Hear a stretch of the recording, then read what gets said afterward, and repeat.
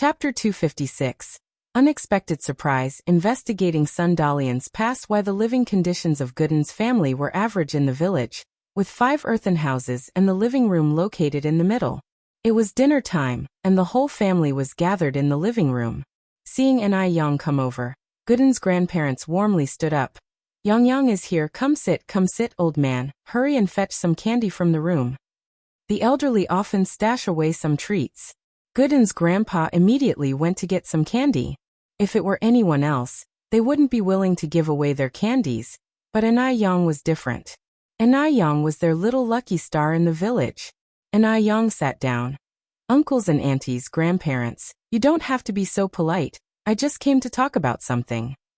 Gooden's father brought over a new set of bowls and chopsticks. Talk after you eat, talk after you eat. Nothing is more important than eating. Han Xiaoqin picked up an extra pair of chopsticks and gave Yang a piece of meat. Yang, have some meat. It might not be as good as what you make, don't mind it. In this era, meat was something people couldn't afford to buy at 2 yuan per pound. Gooden's family had many children, making their living circumstances even harder. They barely had meat to eat throughout the year. They only dared to buy some meat this time because Gooden's dad had worked for half a month at Yang's shop and earned 120 yuan. So they purchased some meat for everyone to enjoy on this snowy day. Gooden's family was extremely warm and hospitable, so Yang picked up her chopsticks and ate a piece of meat, which was just common courtesy. If she didn't eat at all, wouldn't it be a waste of their kind intentions? The meat was very delicious. It melted in the mouth and was not greasy at all. Auntie Han, your cooking skills are very good. Having received Yang's praise, Han Xiaoqin couldn't stop smiling. Gooden's grandpa handed a bunch of candies to Yang. Yang quickly took them with both hands. Thank you, Grandpa. Gooden's grandpa laughed heartily and said, don't be shy with Grandpa. Yang continued, Auntie Han, I came here to discuss something with you. Han Xiaoqin said, Yang, just say what's on your mind. Don't be so polite with Auntie. As long as it is something that Auntie can do, I will definitely help you. Yang smiled and proceeded to invite Han Xiaoqin to work at the milk tea shop. The salary is the same as Auntie Zhou and Aunt Jinfang, 60 yuan a month. If you think that is suitable, you can start work the day after tomorrow. Upon hearing this, Gooden's grandparents both stood up in excitement. 60 yuan a month. Even a steady job in the city wouldn't have such a high salary. Han Xiaoqin excitedly said, perfect. It's just perfect. Yang, Auntie doesn't know how to thank you. Yang said, you don't have to be like this. It's the same no matter who I hire. So it's settled then, Auntie. I need to go to Xiaowa's house next to discuss this matter with Xiaowa's mom. Gooden's grandparents as well as his parents all escorted Yang out of their home together. Watching Yang walk away, Gooden's grandma sighed. Yang is such a thoughtful girl. All of you children should learn from Yang. Even when you become successful in the future, you must never forget this kindness. The children all nodded their heads. If it were any other day, they'd definitely be unwilling to listen. But they had no choice but to listen today. After all, it was Yang they were talking about. In all of Jinghua village, where could you find another person like Yang? After leaving Gooden's house, Yang visited Xiaowa's house, and without a doubt, she received the best treatment in the entire village. When she came back, Xiaowa's grandma insisted on giving Yang a large bottle of fresh milk. Fearing that Yang might refuse, Xiaowa's mom, Wang Suiping, accompanied Yang all the way to the NIS house. Upon reaching the courtyard, Wang Suiping placed the bottle of milk on the ground and left. She knew that if she didn't leave, Yang would definitely stuff a bunch of return gifts to her. Yang called out watching Wang Kuiping's retreating figure. Aunt Suiping, be careful on the road. Wang Suiping replied with a laugh. Don't worry, I know the roads in the village like the back of my hand. I could find my way home even with my eyes closed. After she got home, Yang made a spicy hot pot base, poured freshly made bone soup into a copper pot, sprinkled some scallions and cilantro on it to complete her red oil soup. As she brought the copper pot to the table, Suehua brought the prepared ingredients to the table. There were fresh vegetables, beef and mutton, shrimp paste, duck's blood, enoki mushrooms, catfish and so on. Because Ni Chingue and Ni Tsuehua could drink, Ni Yang also warmed 2 bottles of ginger rice wine. While a heavy snow fell outside, the 3 of them sat in the house enjoying the hot pot. The ambience was extremely warm and cozy. Because the milk tea shop was about to open, Ni Yang did some promotion in the noodle restaurant the next day. The next day, the milk tea shop next door officially opened. Because it had snowed the night before, Ni Yang went early to clear the snow in front of the shop. As she parked, a tall figure emerged from the side. Yang. Ni Yang was taken aback. Brother Mo?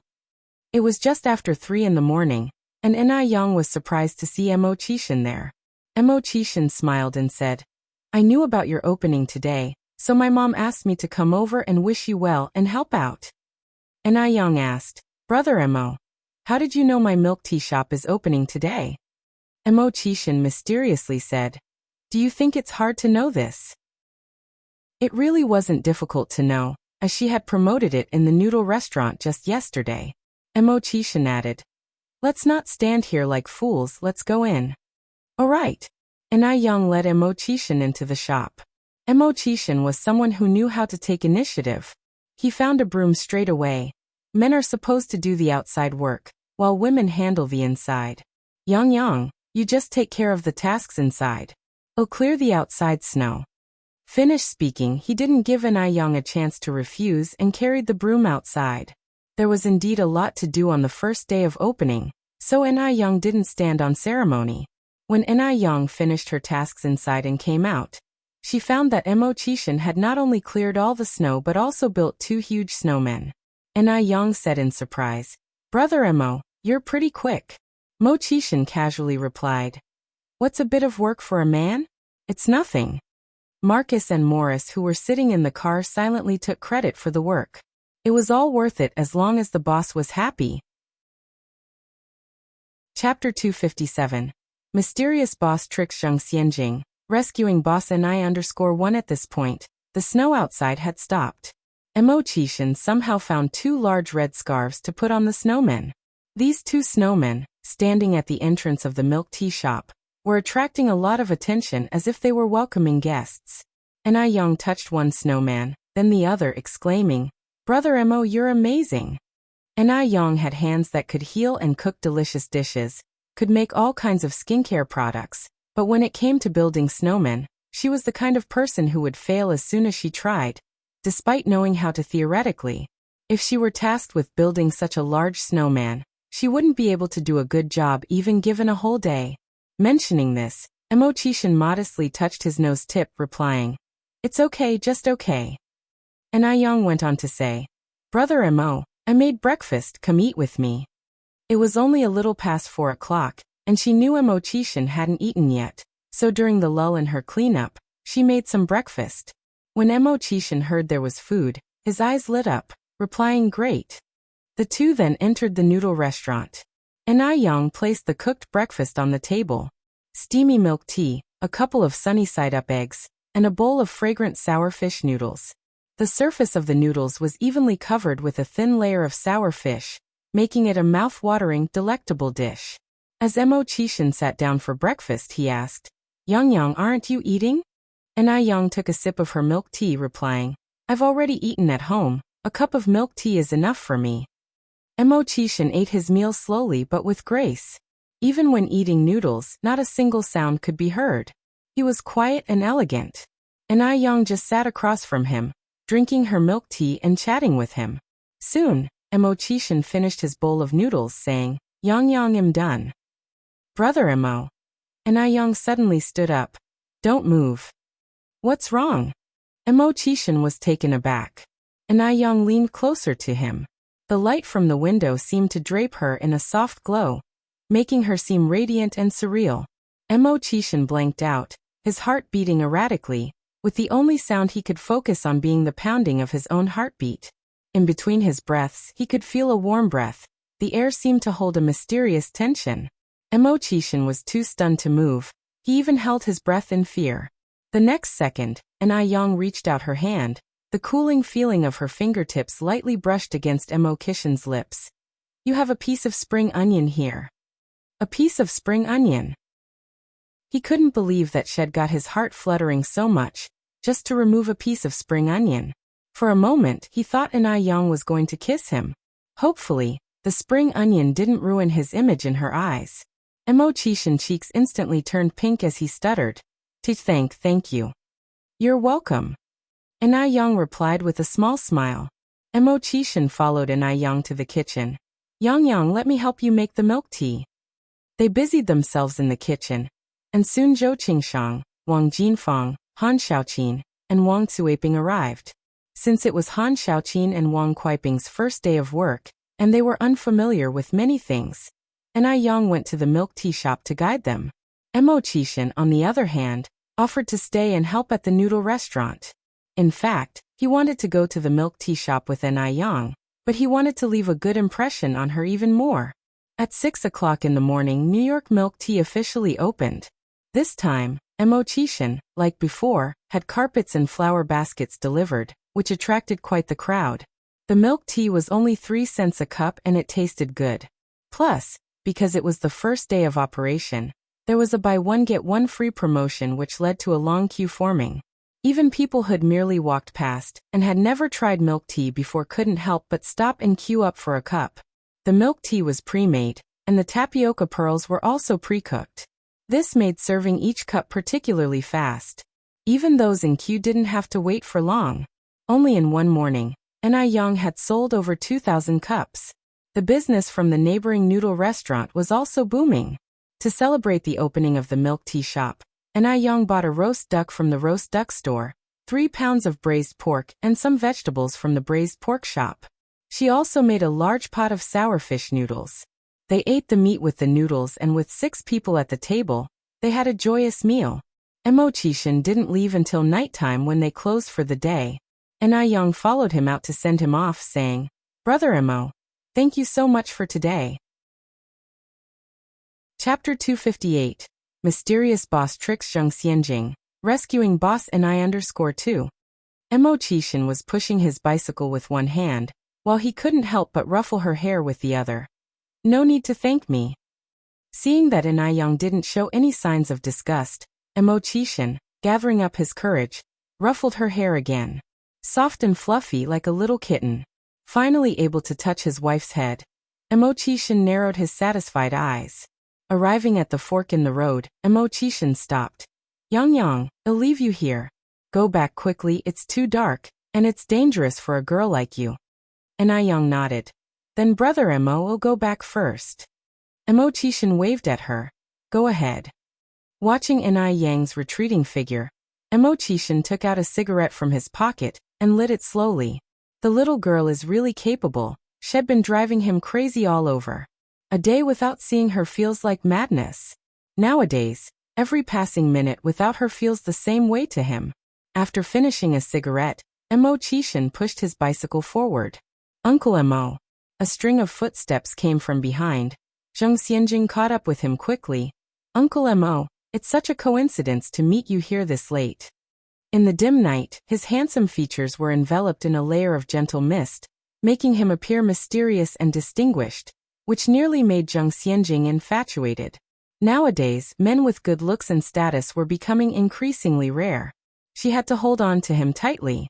Chishin couldn't be bothered with her, not even giving a sideways glance to Zheng Xianjing. But Zheng Xianjing wasn't discouraged. She cooed. Uncle Mo, it's so dark now, it's not safe for me to be alone on the road. Could you give me a ride home? Surely, at this late hour, Chishin wouldn't have the heart to let her walk home alone. Soon he would be riding his bike with her. The scenario would definitely be as romantic as watching a movie. Just thinking about it, Zheng Xianjing felt extremely flattered. This is the famous Mr. Mog. Thankfully she had good vision.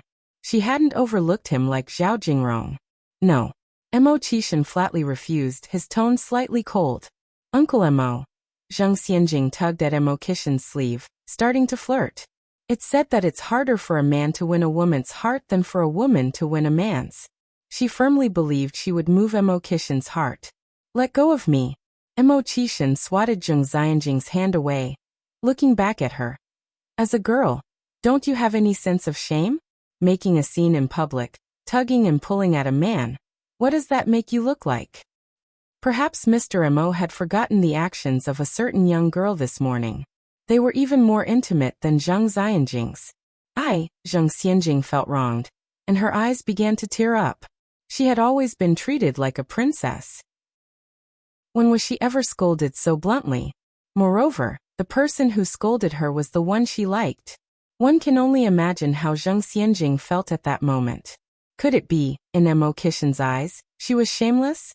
No, she couldn't let these few words make her give up on Mo Kishin. Feelings between men and women need time to develop.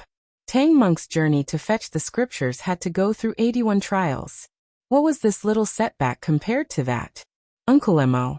Zhang Xianjing quickened her pace to catch up. Uncle Mo, I love you. I don't care that you have nothing right now, and I don't care about your middle school education.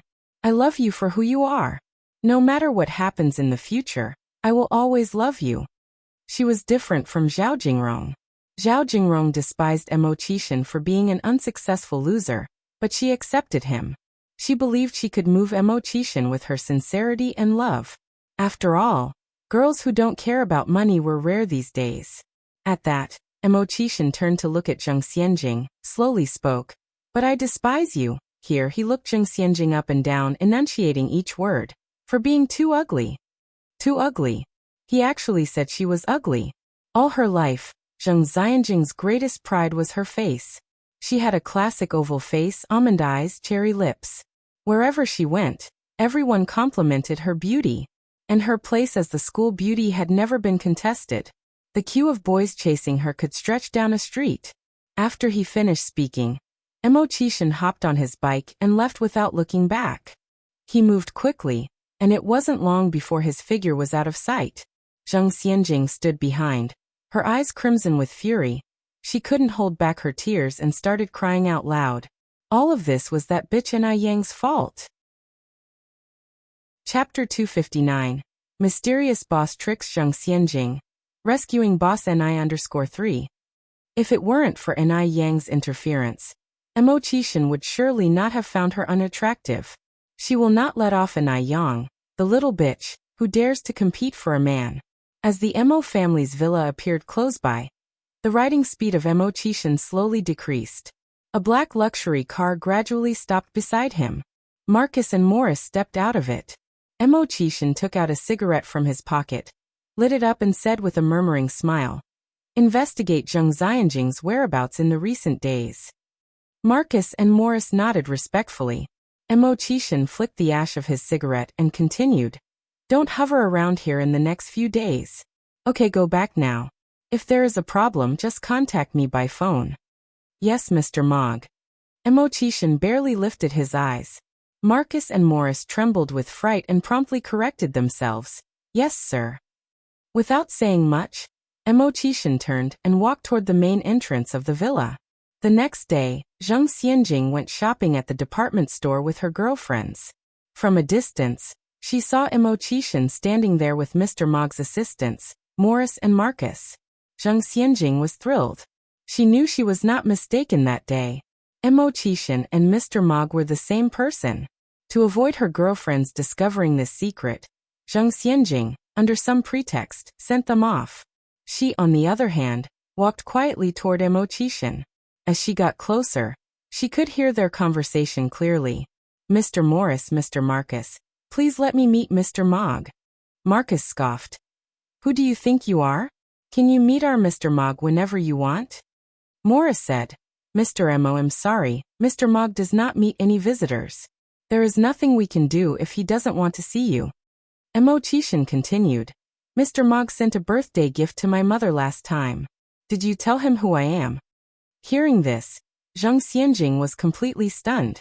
Her eyes widened. She thought she would hear some business secrets. Unexpectedly, this was what she heard.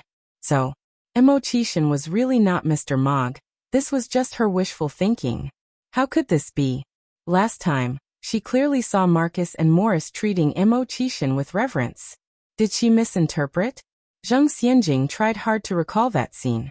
Thinking back now, she seemed to overthink because she did not clearly see Mr. Mog. She just saw an ambiguous side face. She just thought the side face looked like Emo-chishin. In fact, it was not Emo-chishin at all, it just looked like him. Yes. How could a good-for-nothing like Emo-chishin be the famous Mr. Mog? She must have been blind before. No wonder Zhao Jingrong is so determined to divorce Emo-chishin. Zhang Xianjing bit her lip tightly, wishing she could kill her foolish self from the past with a slap. So foolish. She was really foolish. If Emo-chishin is not Mr. Mog, then who is he?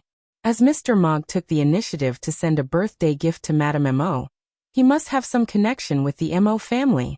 Recalling the fuzzy side face, Zhang Xianjing thought of Emo Baichuan's face. In fact, that person looked a little like Emo Baichuan. She was too confused at that time, and thought of Emo-chishin first. Thinking about it now, Emo Baichuan seemed more likely to be Mr. Mog. Could it be Emo Baichuan? Zhang Xianjing squinted her eyes. Over by the column, Emo-chishin was still shamelessly pestering Monis and Morris. Marcus pushed Emo-chishin out. Go away, or Mr. Mog will not see you. Emo-chishin angrily said. Don't despise me because I am poor.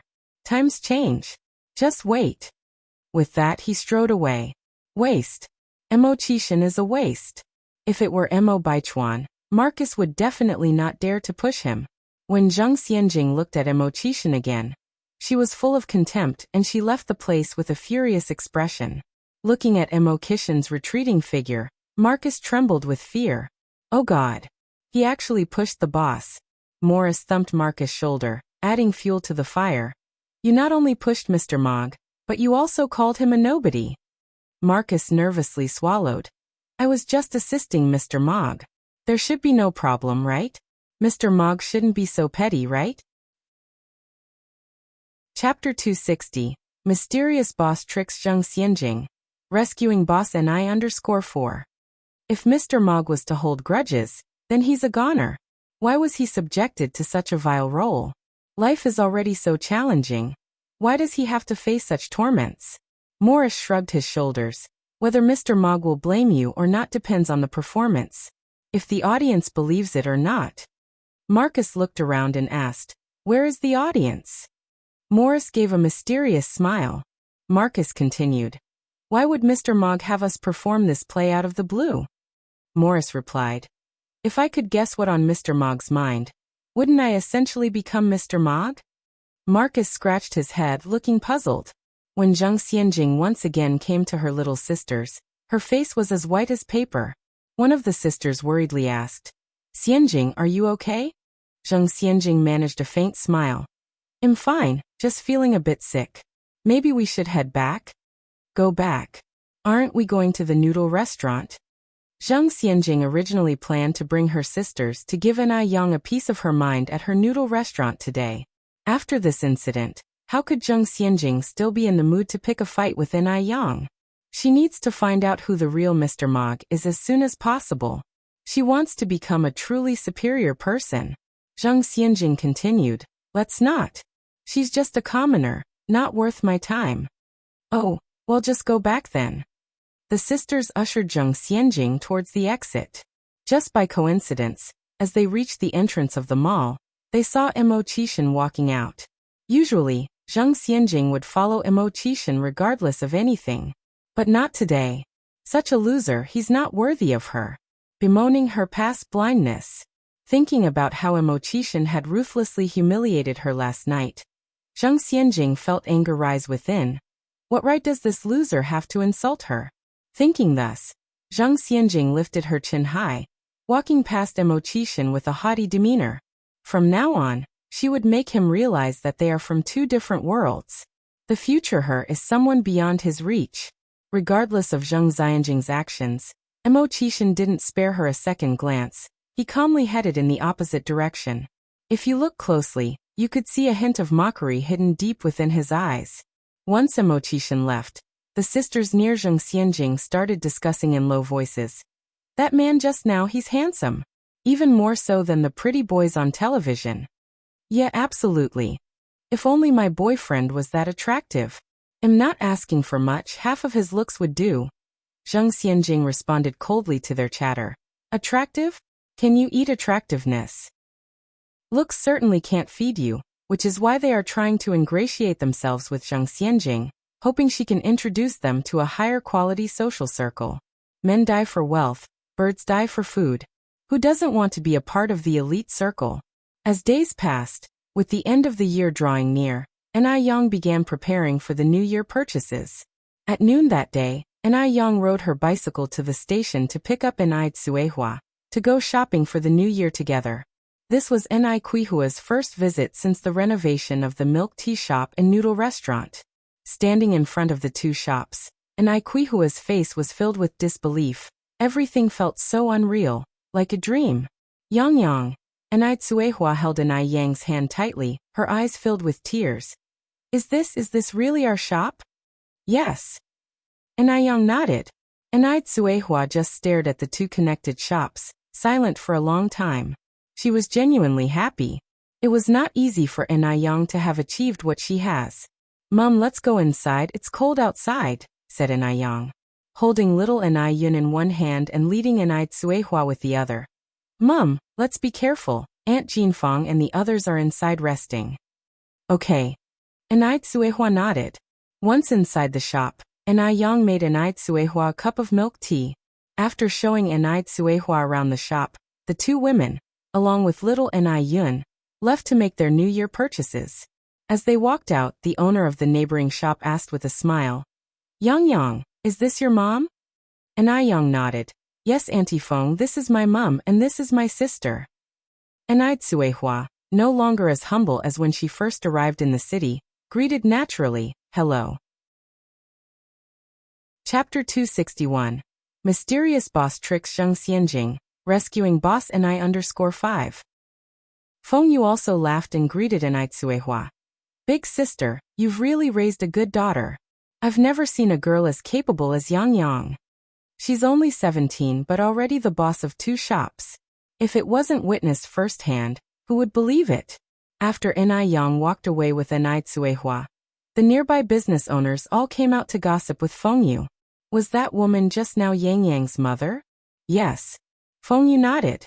No wonder Yang is so good-looking. Her mother isn't bad either. Yang is 17 today. Her mother must be at least 34, right? She looks like she's in her 20s.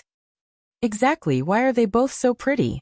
Look at my skin compared to theirs. I'm like an old cucumber skin. Another chimed in. If your skin isn't good, I recommend you to use a skincare product. A relative of ours is using it. She's been using it for half a month, and her skin is as smooth as if she changed a layer. Really? What's the brand? It seems to be called Ice Crystal Jade Skin. You mean Ice Crystal Jade Skin? I know that brand too. I'm using their facial cleanser and aloe vera gel now. But the whitening moisturizer seems a bit hard to get. I've tried to buy it 3 times and haven't got it. I know that brand too. One bought a bottle of the whitening moisturizer. The effect is indeed very good. Just that the price is a bit expensive, equivalent to a month's rent. As long as it works, it doesn't matter if it's expensive. We women have only one face in our life. The problem is the stock is too tight. I can't buy it at all. The women chatted about Anai Yang to skincare products, and then to their own lovers, children.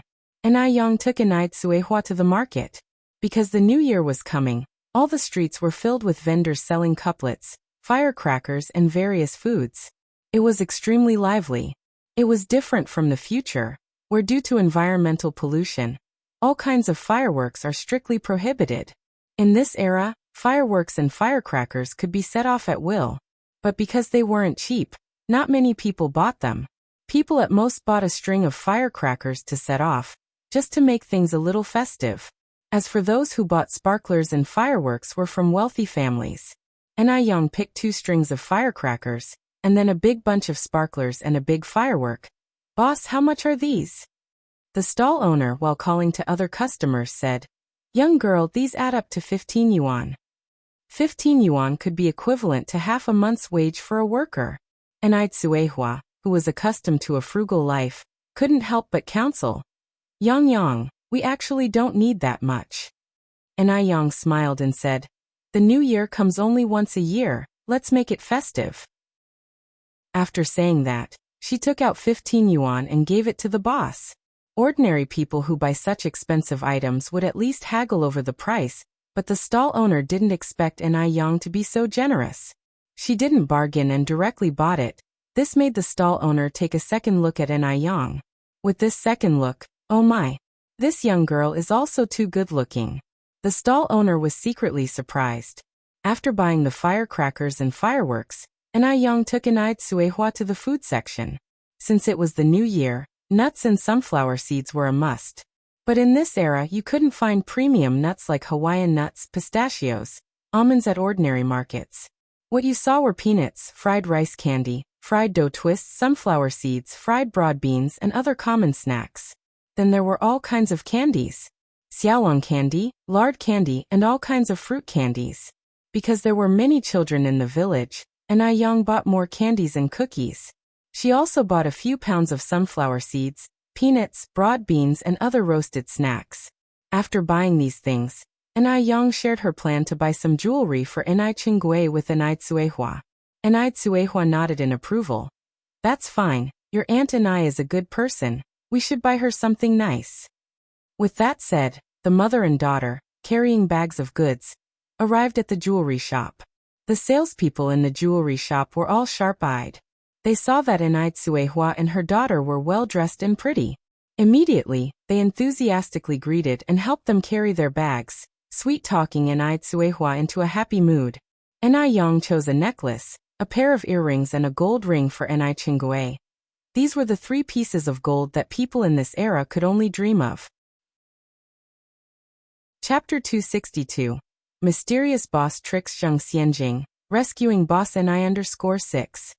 After some thought, Enai Yang picked out a similar one for Enai Tsuehua. Enai Tsuehua had led a tough life in her earlier years.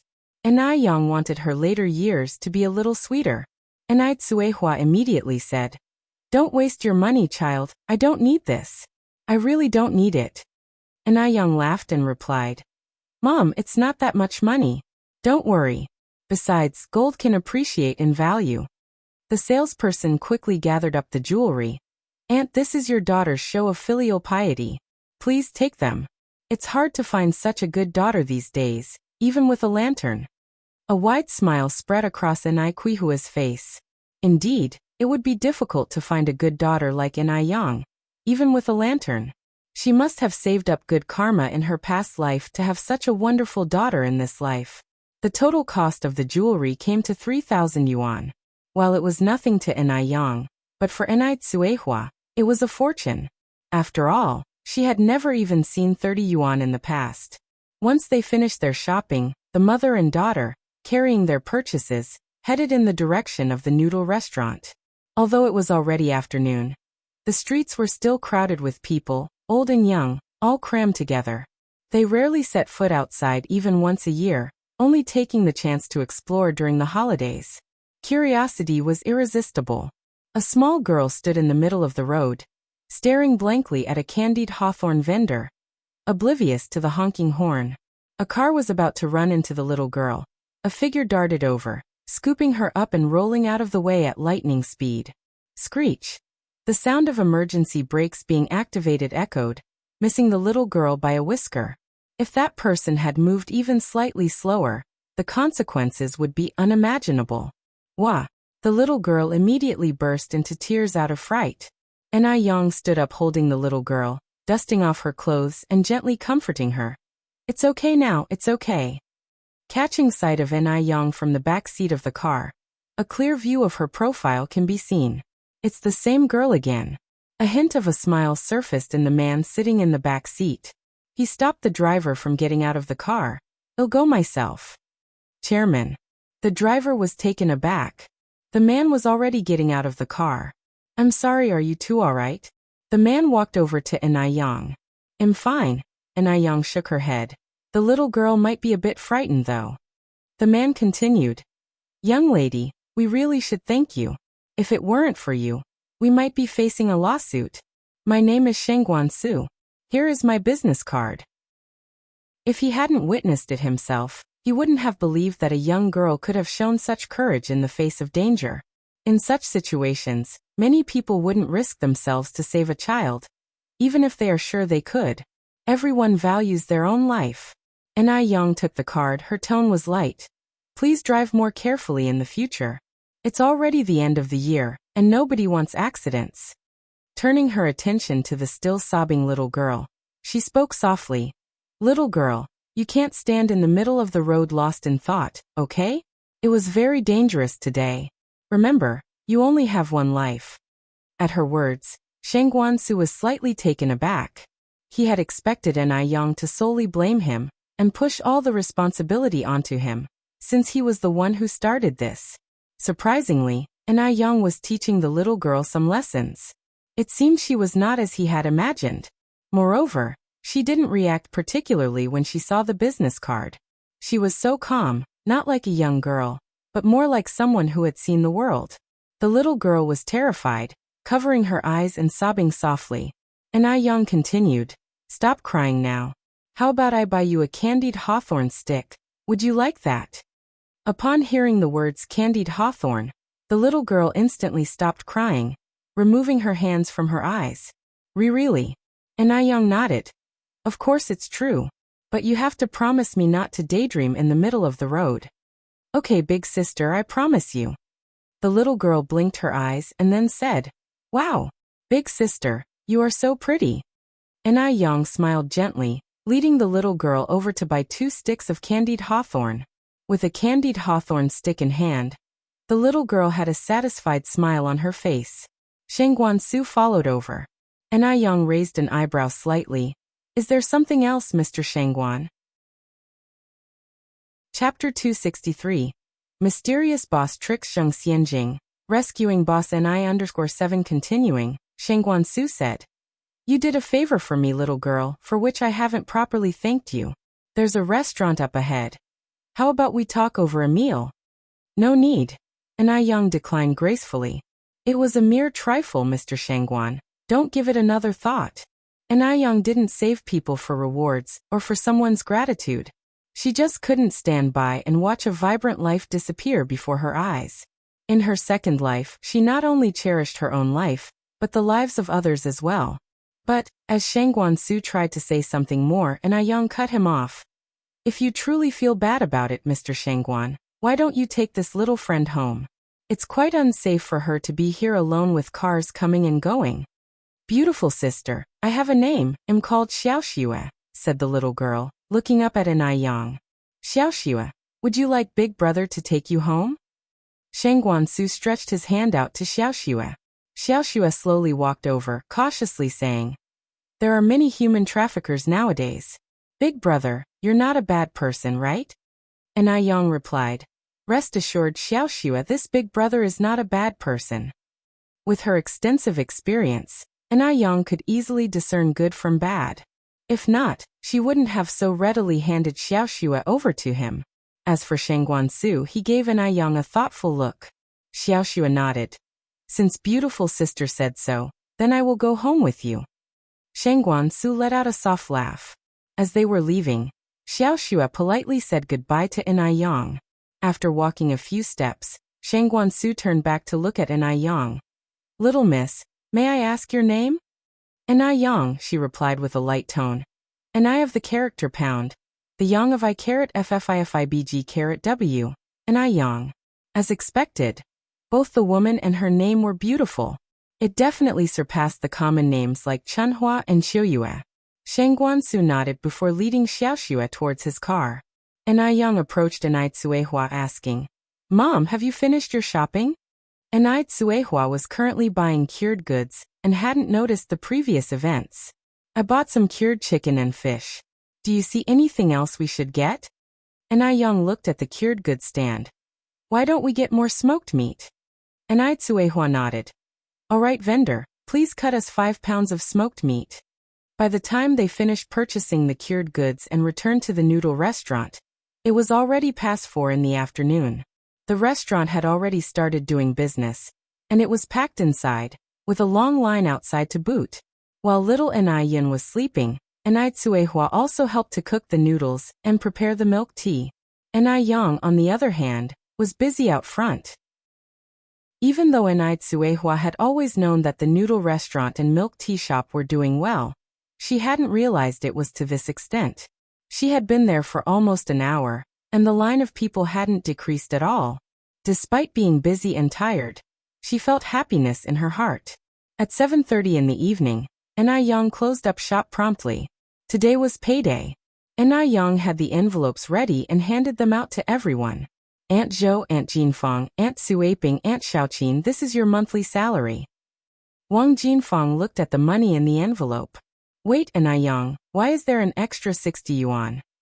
The monthly salary was 60 yuan, but Na Yang had given 120. Hearing this, the others also checked their envelopes and found an extra 60 yuan. Na Yang explained with a smile. The new year is coming soon. This is your red envelope. Na Yang was a good boss. She never mistreated her employees. Hearing this, the four of them all declined. The wages Na Yang paid were already high. How could they accept her red envelope? Na Yang continued. Aunties, please accept it. It's a tradition to give red envelopes for good luck during the new year. If you don't accept it, it means you're looking down on the amount. No, we're not looking down on the amount, Na Yang interjected. If that's the case, just accept it. I'll need you to put more effort into managing these two shops in the future. After the new year, Na Yang planned to further expand her business, so she wouldn't have as much time to devote to these two shops. Zhou Qingshang said with a smile.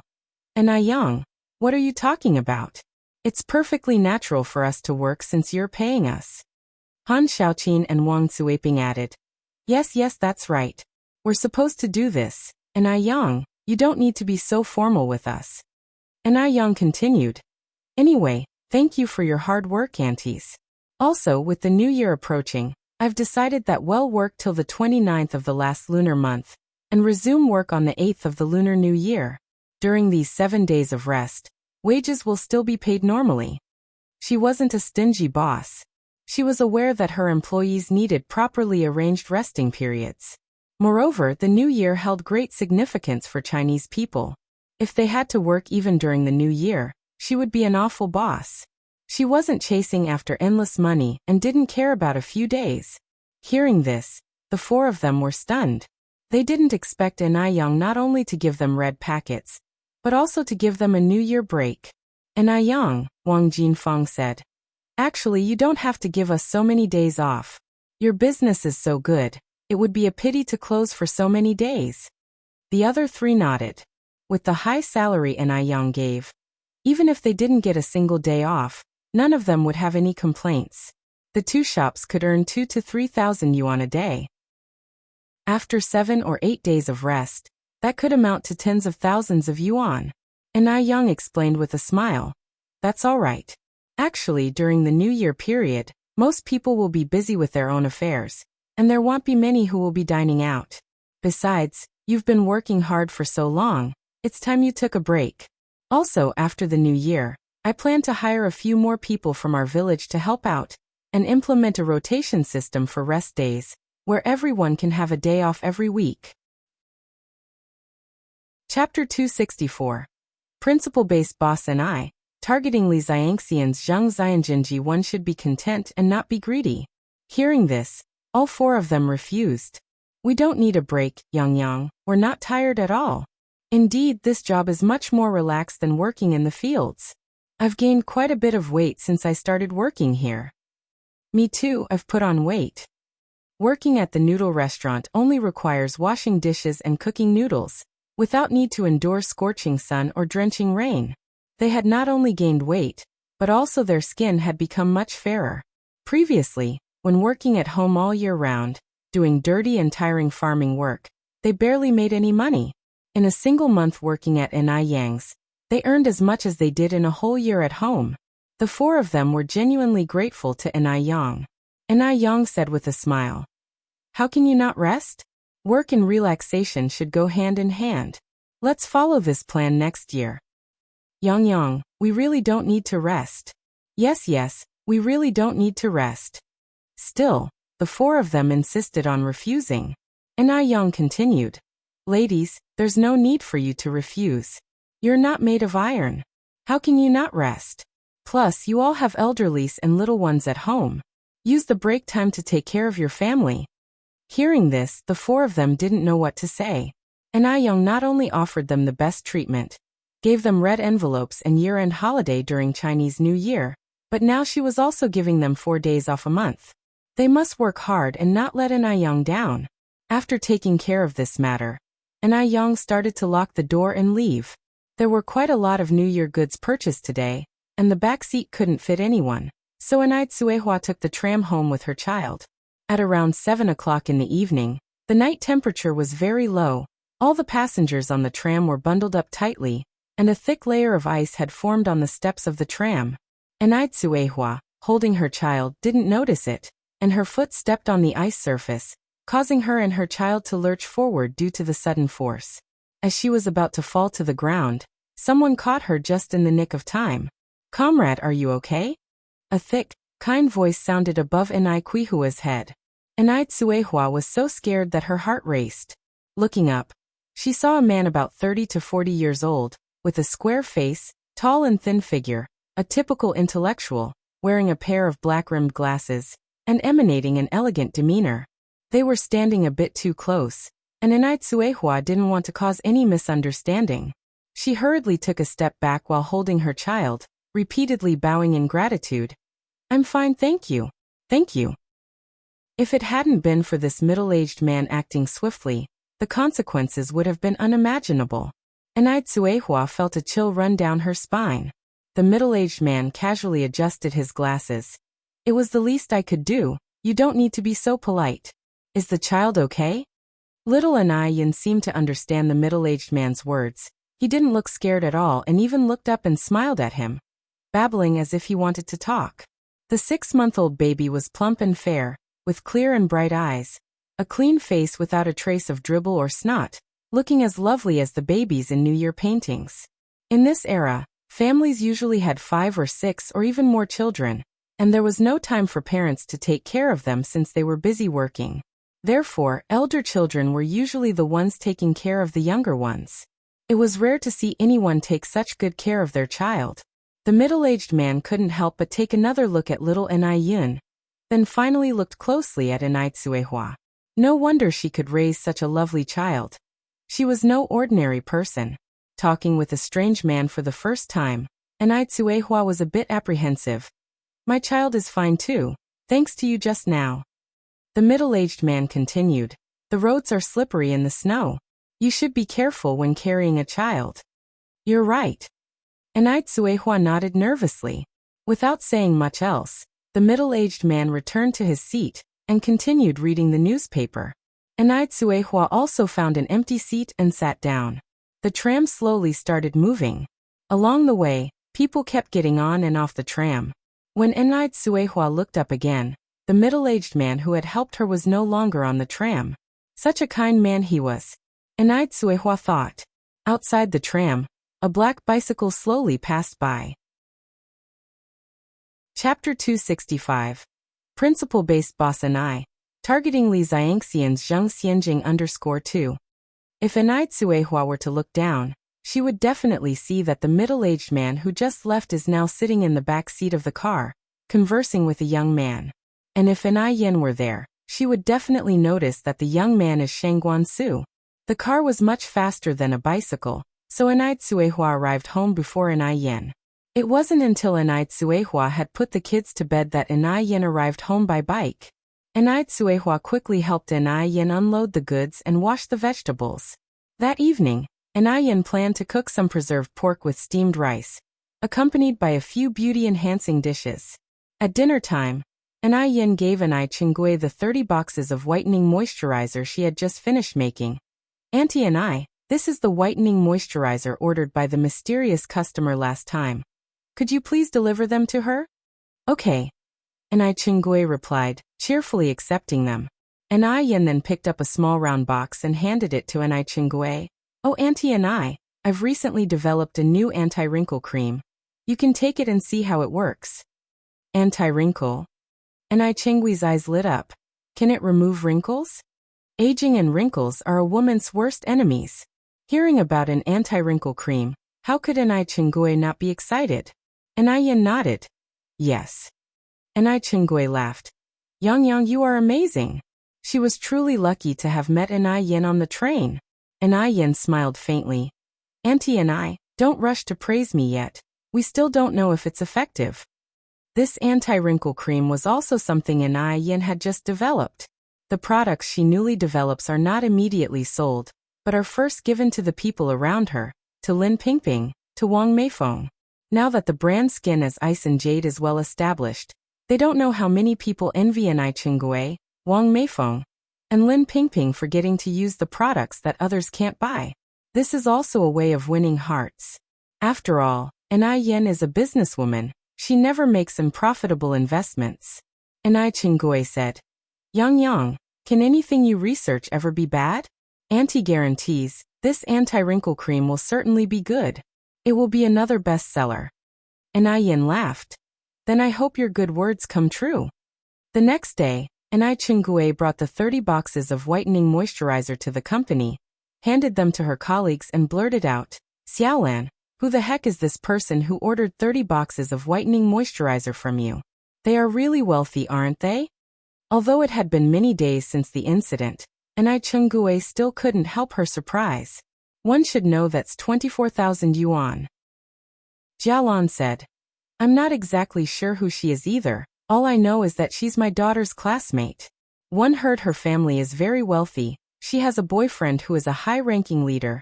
She lives in a mansion, and 20,000 yuan to her is like 2 yuan to us. In the eyes of ordinary people, 20,000 yuan is a huge amount of money, but to the rich, 20,000 yuan is simply insignificant. Oh, one Anai Qinggui nodded, sighing.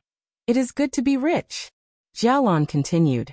By the way, has Skin as Ice and Jade come out with any new products recently? Loving beauty is every woman's nature. Skin as Ice and Jade has great effects, so everyone is looking forward to new products every day. Now new products hardly need any promotion. As soon as they're released, they're immediately sold out. Anai Qinggui gave a mysterious smile. You guess. Seeing her like this, Jialan could already guess, lowered her voice and said, What product is it? Let me know. One promise I won't tell anyone else. Anai Qinggui whispered.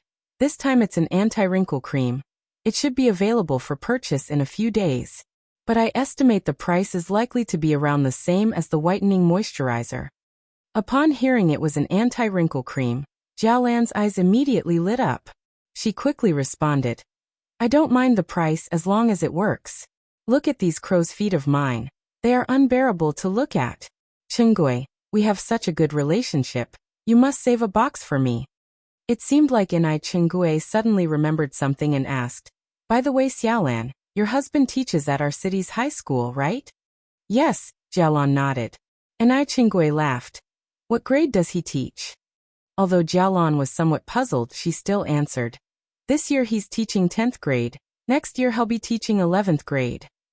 11th grade, excellent. Chapter 266. Principle-based boss Anai, targeting Li Xiangxian's Zhang Xianjing 3. Anai Qinggui often heard Anai Yang saying that she was going to take the college entrance examination. The college entrance examination was reintroduced in 1977. For an outsider to join and take the local entrance exam was not an easy matter. If she could smooth the path through Jialan, it would solve one of Anai Yang's troubles. Anai Qinggui was not someone oblivious of things. Given that Anai Yang had helped her so much in every way, she naturally had to figure out how to help Anai Yang. She couldn't always be on the receiving end of Anai Yang's help. Anai Qinggui then said, Xiaolan, could you go back and ask your husband if his class is still accepting transferee students? Those who directly participate in the college entrance examination. I have a relative who came from another city, who wants to participate in next year's exam. Jialan nodded. Qinggui, isn't this a matter of a word? And about that anti-wrinkle cream. Could you help me keep an eye on that? Having someone in the family as a teacher, this favor was not at all troubling for Jialan. Anai Qinggui smiled and nodded. All right then, I will surely reserve a box of the anti-wrinkle cream for you. Great. When Li Xianxian received the 30 boxes of whitening moisturizer from her classmate, she didn't know how to describe how she felt. For these 30 boxes of moisturizer, she sold all valuable jewelry. sold her blood and even borrowed thousands from her classmates. Now asking her to give these away, she was somewhat reluctant. Despite her reluctance, Li Xianxian still agreed with these young ladies and delivered the whitening moisturizers. Wow! Xianxian, you are amazing! You managed to order so much whitening moisturizer. Xianxian, thank you so much. Thank you. Li Xianxian was surrounded by everyone. Her face was filled with a dignified smile. There's no need to thank me. I've had a bit of dealings with the boss of Ice Skin Jade Skin. This isn't a big deal. Where people are, there will be gossip. And these daughters of wealthy families were no exceptions. Xianxian, how did you know the boss of Ice Skin Jade Skin? Li Xianxian said. It was just a casual encounter. Is the boss of Ice Skin Jade Skin a man or a woman? Li Xianxian smiled. I'm keeping that a secret. Seeing her like this, they had already figured out the answer. Oh, I see. The boss of Ice Skin Jade Skin must be a man, right? Does he like you? I think he surely likes Xianxian, otherwise he would not have gone as far as giving 30 boxes of whitening moisturizer. It's infuriating to compare people. We can't even buy one box, and Xianxian casually gets 30. Yes, yes, yes. Everyone echoed. He surely likes Xianxian. Li Xianxian, covering her face embarrassingly said. Don't rant about it. I already have someone I like. Her words were an affirmation in a way. The crowd looked on with envy. Was Li Xianxian's romantic fortune not too good? First there was Mo Baichuan, the eldest grandson of the Mo family, and then the boss of Ice Skin Jade Skin. The men she met were all outstanding. Why didn't they have such luck? Xianxian, what's the name of the boss of Ice Skin Jade Skin? Is he handsome? Is he as handsome as the cream of the crop on TV? Facing everyone's gossiping, Li Xianxian softly said. He is a very low-key person. I should not be saying too much. Her words were extremely artful, and everyone had already worked out from this that the boss of Ice Skin Jade Skin must be a very handsome person. They were all even more envious of Li Xianxian. Li Xianxian was thoroughly enjoying the envy of everyone, and was extremely satisfied in her heart. Looking back on how she was a poor village girl who had nothing 3 years ago, and now she's chatting and discussing with these lavishly dressed daughters, talking and being in the limelight. What about being a daughter of a rich family? Even the daughters of rich families were envious of her, the village girl. Li Xianxian could hardly wait to announce her success to the whole world. Let those people who used to look down on her see. She now is also a part of high society. Now they were already too low for her. Is the boss of Ice Skin Jade Skin as handsome as Mo Baichuan? Someone asked. Li Xianxian blushed a little and said, in my heart, no one can compare with Baichuan. Hearing this, everyone laughed and teased Li Xianxian. Mo Baichuan?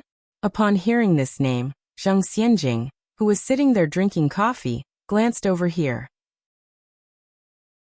Chapter 267. Principle-Based Boss and I. Targeting Li Xianxian's Zhang Xianjing _4.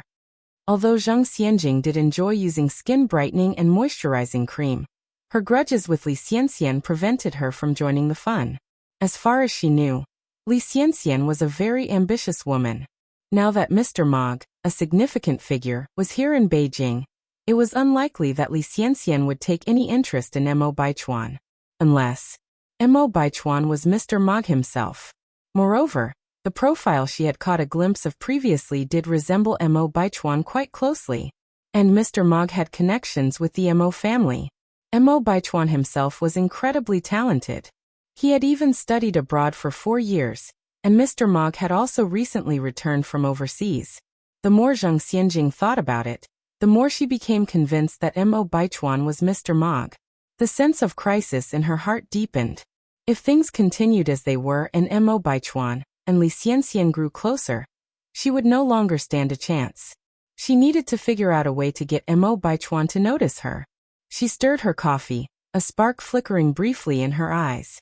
Just who did Li Xianxian think she was? Nothing more than an orphan no one wanted. Did she really think she could compete with her over Mo Baichuan? The business at the noodle restaurant and milk tea shop was now steadily increasing. So Young didn't need to spend so much time worrying, and instead, she decided to focus all her energy on developing skincare products. Although ordinary facial cleansers, aloe vera gel, etc. were bringing her about 200 to 3,000 yuan in income each month, and the skin brightening and moisturizing cream had a fixed income of 3,000 yuan. She hadn't yet reached her ideal goal. She wanted to expand her skincare business, transition to brick-and-mortar stores, open branches, and eventually operate on a national, and then global chain level. Na Yang mulled over the skincare product line, even as she busied herself in the milk tea shop. She remembered a high-end department store at Beijing city center. Despite countless trials and tribulations, it remained prosperous even in later years. If she could set up her skincare company's flagship store in that mall, it would elevate its status. Always the woman of action, Na Yang decided to use her lunch break to visit the department store. The mall was decorated in a European style, and a large poster hung on its exterior. The poster was not overly fancy. At the top it simply read, "News Bulletin" in traditional Chinese characters. Advertisements were only featured below the news bulletin. Even the font used was simple and straightforward, unlike the artistic typefaces common in later years. Na Yang looked over the square, then glanced at the surrounding residential community, making a mental note to buy more properties around this area in the future. If her memory served her correctly, by future years, the property prices here would have soared to 7 figures per square meter. And that's starting with a 2. Of course, she planned to buy properties in both Beijing and Shanghai, as well as other first-tier cities. After all, who would complain about having too much money? Withdrawing her gaze, Na Yang headed inside the mall. After browsing the skincare counters on the first floor, she noticed that the saleswomen were not particularly enthusiastic.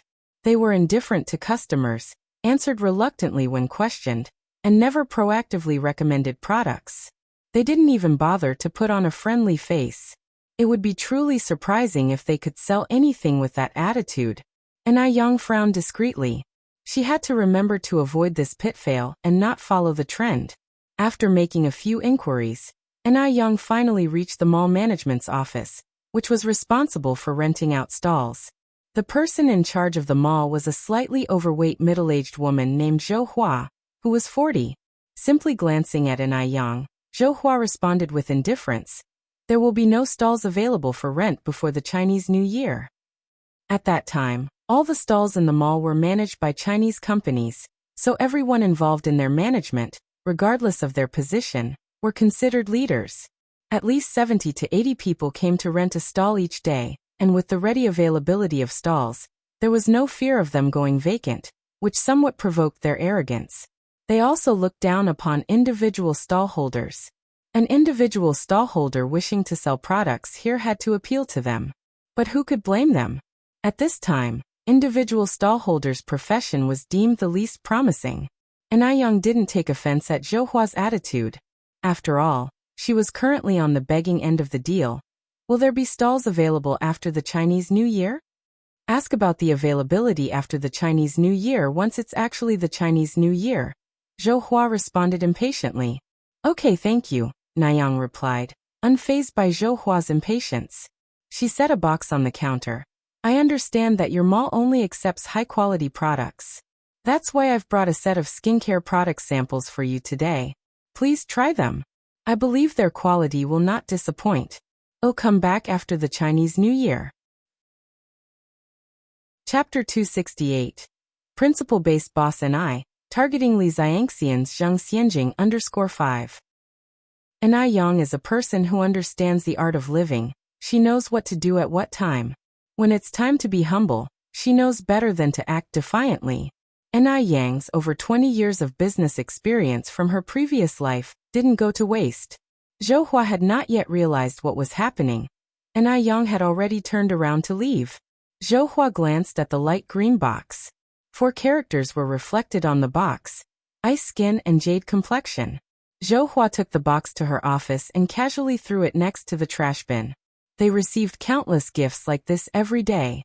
If they were to accept each one, how many vendors would they have to admit into the mall each year? Not everyone is qualified to sell in the mall. Especially the young girl who came today. She is so beautiful. She must be unstable. What good product could she possibly produce? People like this are even less qualified to be in the mall. Zhou Hua's comment about waiting until after the new year was just a veiled form of rejection. Just before closing time, an incredulous scream suddenly echoed in the office. Alt! Who threw away this trash? Minmin, what's the matter? Zhou Hua walked over. Wu Min pointed to the green box by the trash bin and said, Who? Who threw the ice skin and jade complexion in the trash?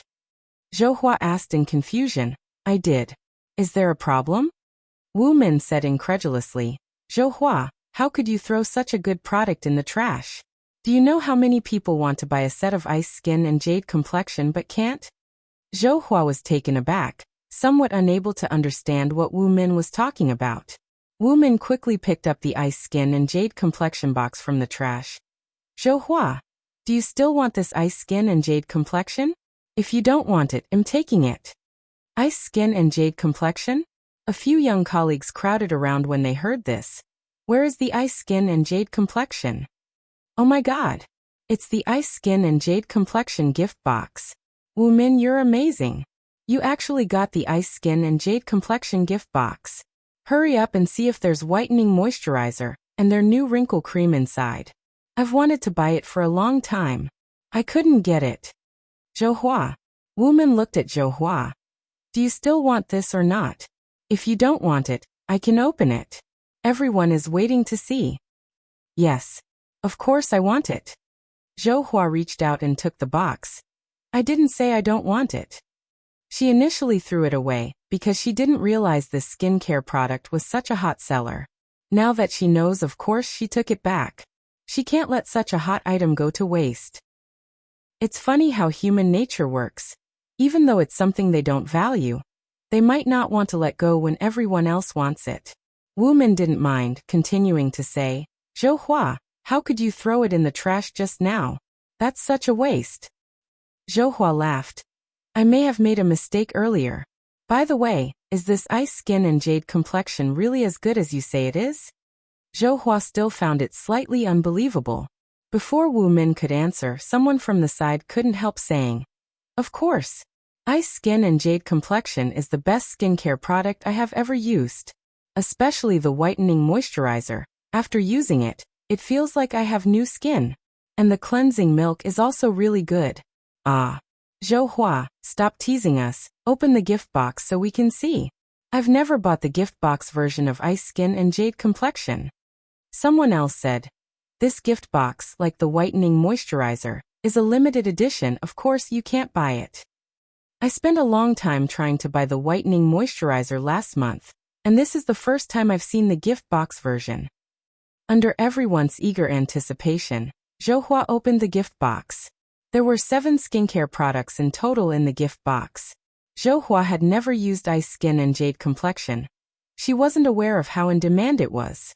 Her colleagues, on the other hand, were thrilled. Oh my god! There really are whitening moisturizer and wrinkle cream. How exciting! Finally, I get to see what the wrinkle cream looks like. Zhou Hua, I want to buy this whitening moisturizer. Can you sell it to me? How about 150 yuan? Wu Min picked up the box of whitening moisturizer. 150? Zhou Hua was shocked. She only made 45 yuan a month, and Wu Min was willing to pay 150 yuan for a small box of skincare. Wu Min continued, Zhou Hua, although the whitening moisturizer is hard to buy, but 150 yuan is a high price. Think about it, its regular price is only 108 yuan. Can you sell it to me? Chapter 269, Principle-Based Boss and I, targeting Li Xiangxian's Zhengxianjing_6. Original price 108 yuan? Zhou Hua was stunned again. She had not expected the whitening moisturizing cream to be so expensive. Zhou, since Minmin wants to buy the whitening moisturizing cream, how about you sell me the anti-wrinkle cream? 1 am willing to pay 150 yuan for it. I also want to buy. For a moment, her colleagues had a burning desire to buy the skincare products in Zhou Hua's hands. Zhou Hua also realized the value of the ice skin and jade flesh and smiled. I'm sorry, this one's for me. If you guys want to buy it, you can go get it yourselves. Zhou, if we could buy it ourselves, why would we pay a premium here? You have no idea how popular the ice skin and jade flesh are. Zhou Hua wore a smile on her face, thinking that she's really struck gold this time. Wu Min then asked, Zhou, how did you manage to buy such a gift box of ice skin and jade flesh? Do you have some connection? The other colleagues also asked one after another, all hoping to have Zhou Hua buy some on their behalf. Zhou Hua simply made up an excuse to dismiss her colleagues. After leaving the rental office, Anai Yang didn't leave immediately, but continued to stroll around the clothing area, aiming to buy 2 sets of New Year clothes for Anai Tsuehua and little Anai Yun. It was very cold in Beijing, so Anai Yang planned to buy 2 down jackets. At this time, down jackets were premium products, with prices as high as 200 or 300 yuan, which ordinary people couldn't afford. Of course, the quality was also extremely good. A down jacket could be worn for more than 10 years without any issue, which far outmatches the branded down jackets of future generations. However, the designs of down jackets at this time were generally the same. Long, straight, shapeless, with a hood attached at the back and a belt tied in the middle. There was also a faint odor of duck down. Anai Yang picked a wine-colored down jacket for Anai Tsuehua with embroidered cuffs. Then she selected a bright red one for little Anai Yun, and another bright red one for herself. Actually, Anai Yang preferred more muted colors, but it was the new year, so a more festive color was appropriate. People in this period were a bit conservative. If you wore white or light-colored clothes to someone else's house during the new year, the host might be somewhat displeased. It didn't really matter on ordinary days. After some thought, Anai Yang chose a down jacket of the same style for Anai Chingui. Having selected all the down jackets, Anai Yang took the one she had chosen for herself to the fitting room to try on. Because she was not used to wearing such bright colors, Anai Yang felt a little apprehensive. As soon as she stepped out of the fitting room, the shop assistant exclaimed, "Miss, this down jacket looks so good on you. Red is a very glamorous color. People with slightly less attractive looks might be overshadowed by the red color." But when this red down jacket was worn by Anai Yang, the red color itself seemed to dull in comparison. Red is not an easy color to pull off. It requires fair skin, distinct facial features, and a good figure, but every inch of Anai Yang was perfect. Even though it was a straight-fit down jacket, it looked uniquely appealing and flawless on her, no matter how you looked at it. Even the shop assistant, who prided herself on her superior taste, could not help exclaiming. She secretly thought to herself, "This is definitely a rich daughter." Anai Yang stood in front of the mirror with a slight smile in her eyes. She was pleased with this down jacket. Not far away, a young man was accompanying an elderly man choosing clothes. Suddenly, he glanced over and was surprised to see a familiar figure. His eyes lit up with amazement. "Wherever you go, there you are. Isn't that Anai Yang?" Shang Guansu gave a smile, speaking to the old man beside him. "Grandma, you wait here for a while, I'll be back shortly." "Go ahead." The old man kindly nodded his head. After trying on the down jacket, Anai Yang also took an interest in a light-colored cheongsam. She loved cheongsams to the point where she could not resist them. Although wearing a cheongsam in winter is quite cold, she could wear it with layers inside, and add a down jacket on top to keep warm. She didn't need to try on the cheongsam. Anai Yang then said, "Plus that cheongsam, let's go pay for everything." "Okay." The cashier took all the clothes and went to the checkout with Anai Yang. "Miss, the payment for these clothes has been made by someone already." The cashier politely informed her. Someone already paid. Chapter 270. Principal-based boss and I, targeting Li Xiangxian's Zheng Xianjing _7 and I Yang asked doubtfully, "Excuse me, who paid for it?" "A Mr. Shangguan," the cashier replied. "Shangguan?" Anai Yang frowned slightly, and finally recalled the name Shangguan Su in her mind. Anai Yang turned to the sales associate beside her. "Could you please bring me another one of each of these clothing items?" The sales associate was taken aback at first but then said, "Okay, please wait a moment." Soon, the sales associate came over with several identical pieces of clothing. After expressing her gratitude to the sales associate, Anai Yang continued, "Could you please calculate how much all of these items cost? The total is 860 yuan. Anai Yang took out money from her pocket and handed it to the cashier. Then she left with the clothes she bought. The sales associate hurriedly chased after her, shouting, Miss, you forgot to take the rest of your clothes." And Ai Yang turned around and said, "Those clothes were paid for by Mr. Shangguan, so naturally they belong to Mr. Shangguan. You should ask him to come pick them up." And Ai Yang certainly wouldn't accept the clothes paid for by Shangguan Su out of the blue. If she did accept his clothes, things would get complex. And Ai Yang was a decisive person, and did not like feeling tangled up. Moreover, she was certain that Shangguan Su was nearby, and he hadn't paid. How could he have known the price of the cheongsam which she decided to buy on impulse? In fact, Ai Yang was right. Shangguan Su was indeed nearby and he hadn't paid. As soon as Ai Yang turned around, he walked out of the fitting room. The young lady is quite cute and has a strong personality. Shangguan Su revealed an undisguised smile. "Mr. Shangguan, do you still want these clothes?" The cashier further asked. "I don't need them." Shangguan Su waved his hand. He didn't have any young women in his house. What was he supposed to do with all these clothes? After work, Zhou Hua brought the skincare products home.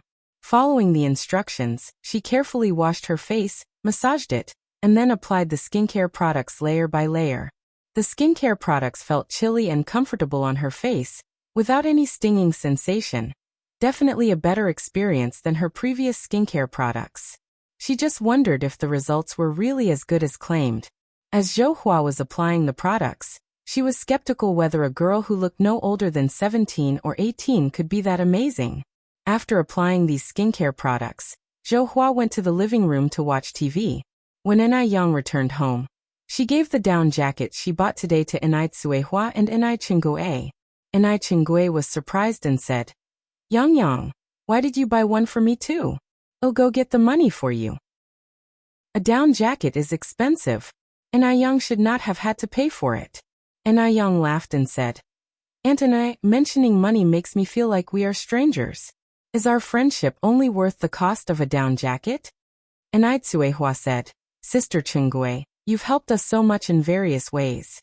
It's just a jacket, just accept it. It's okay." Ai Tsuehua was so touched that she didn't know what to say. She was of such a mature age, and she had never received clothes from the younger generation before. This was the first time. She may have a daughter, but that's not the same. Her daughter got married and moved far away, not even visiting once in several years. It seems as if she doesn't even have a daughter. Ai Yang added, "Aunt, you should go try the clothes on with my mom to see if they fit you well." While speaking, she pushed Ai Qingguo and Ai Tsuehua into the room. The two women came out of the room not long after. Although they were wearing identical jackets, they conveyed two different styles.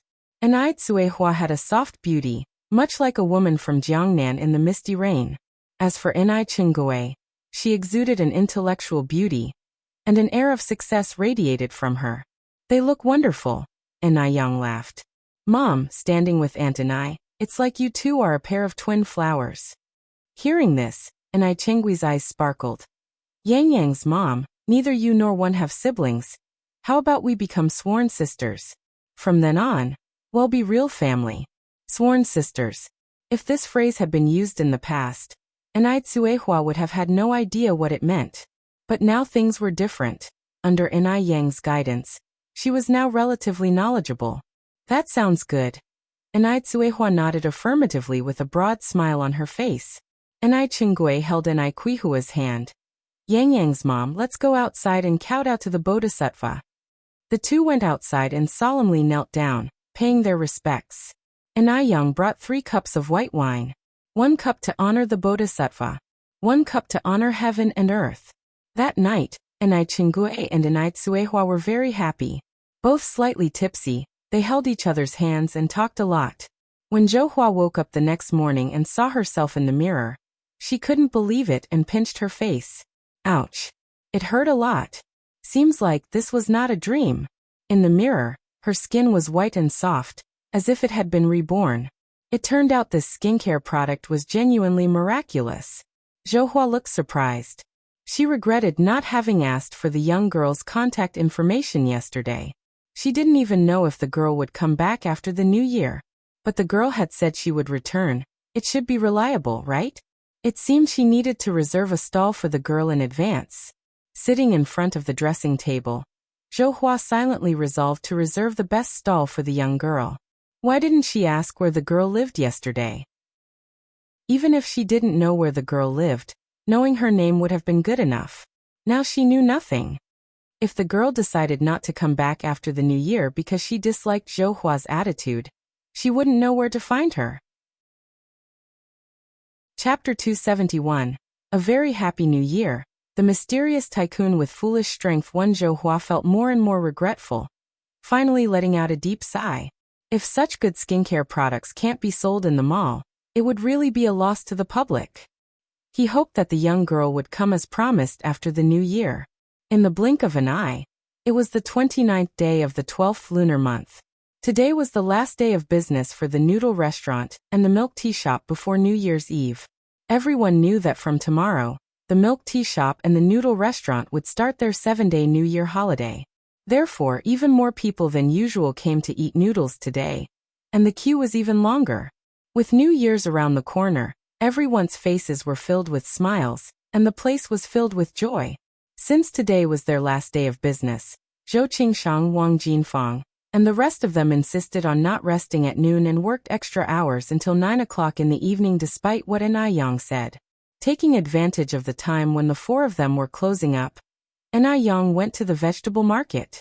After everyone had been busy all day, she couldn't just allow them to go without showing her appreciation. She bought some chicken, duck, fish, and meat, as well as some vegetables that were out of season, such as lettuce, cucumber, and garlic sprouts. When she passed by the cooked food shop, Yang also bought more than 10 jin of braised pork head meat. The braised pork head meat was 3 yuan per jin. Yang gave the boss 3 large denomination bills and said, "Auntie, could you please help me bag these 10 jin of pork head meat into 5 bags?" The boss took the money with a grin. "All right." Seeing Yang buy 10 jin of braised meat so generously, the boss also gave Yang half a jin of braised pork intestines. "Young lady, take these pork intestines to try at home." The braised meat boss was also good at doing business. Yang accepted the pork intestines with a smile. "Thank you, auntie." The braised meat boss said, "You're welcome. If you enjoy it, remember to come back and support my business regularly." When she returned to the noodle restaurant, the four of them had finished their closing duties. Yang distributed the braised pork head meat to them. "Aunties, this is the pork head meat I bought at the cooked food shop. Take it home and enjoy." Upon hearing this, all four of them refused. Yang treated them so well, it was their duty to help out. But if they accepted Yang's gift, the nature of their relationship would change. Yang said with a smile, "I've already bought it. If you don't want it, you'll have to throw it away." Only after she threatened to throw it away did the four of them reluctantly accept her gift. Such a good thing would be a pity to throw away. 1 bag of pork head meat weighed as much as 2 jin. 2 jin was equal to 6 yuan. They usually couldn't afford to buy pork head meat to eat at home. When Han Xiaoqin arrived home, her family hadn't eaten yet. "Mom, you're back?" Gooden jumped up and greeted her. "Why are you home so late today?" Gooden's father came out from inside. Han Xiaoqin explained with a smile. "Today is the last day of business for the noodle restaurant and the milk tea shop before New Year's Eve, so we all decided to work 2 extra hours." Gooden's father nodded his understanding. "Yang has been so good to our family, it's only right to work extra. Come in, wash your hands and well eat." "Mom, what's in your hand?" Gooden asked curiously. Han Xiaoqin replied mysteriously, "Guess?" Gooden took a careful sniff and swallowed his saliva. "Mom, it's not meat, is it?" In these times, everyone didn't have a lot of money, so the children were particularly fond of meat. Although the new year was just around the corner, and there was some meat at home, that meat was saved for the guests. They couldn't eat it now. It had been over a month since Gooden had last eaten meat. Han Xiaoqin nodded. "It's braised meat." Upon hearing this, Gooden was so happy that he practically jumped for joy. "Big brother, sister, we have meat to eat. We have braised meat to eat." Gooden's father was surprised. "Braised meat? Did you buy it? You work so hard. Why waste your money on braised meat? The new year is tomorrow. We can wait a bit longer to eat meat." Braised meat was 3 yuan per jin, and Han Xiaoqin's daily wages couldn't even pay for one. Han Xiaoqin shook her head with a smile. Yang bought it, she gave one portion to each of us. Yang bought it. Gooden's father said in surprise. She's so generous. Our village is really lucky to have her. Otherwise, this year's New Year would have been difficult. This year the harvest was very poor due to droughts and floods. After paying their grain taxes, the food left at home was just enough to keep them from going hungry, let alone having spare money to buy anything else. Chapter 272. Avery Happy New Year. A mysteriously strong and foolish boss _2. Yang first hired the strong workers in their village for jobs, and then bought aloe vera from the villagers, helping everyone to earn a little extra. This enabled everyone to have a prosperous new year. Otherwise, this winter would have been another tough year. Yang is considered the lucky charm of Jinghua village, and this statement is not an exaggeration. 2 jin of braised pork head meat satisfied everyone's appetite. Today is New Year's Eve. At around 7 in the early morning, Yang was woken up by the crackling sound of firecrackers. Upon waking up, Yang didn't immediately get out of bed, but lazed around for a while until a little past 8 when she finally got dressed. After freshening up and having her meal, Yang went out to clear the accumulated snow in the yard. As soon as she had finished sweeping the snow, she saw Gooden leading a group of kids their way. Everyone carried something in their hands. Sister Yang, Auntie Flower, my mom asked me to bring you these steamed buns, some fried cake and eggs. Steamed buns are also known as momo. The fried cake is made from grinding yellow rice into flour, wrapping red bean stuffing inside, and frying until crispy. It is soft inside, and ooze filling when bitten, offering a delightful taste. It's a custom in Beijing to eat steamed buns and fried cakes for the new year. Steamed buns are made into various pleasing shapes to offer to relatives and friends when visiting their homes during this season. Under normal circumstances, they would not readily give away significant items like momo and fried cakes. However, they chose to give them to Yang as everyone regards Yang as a small lucky star in the village.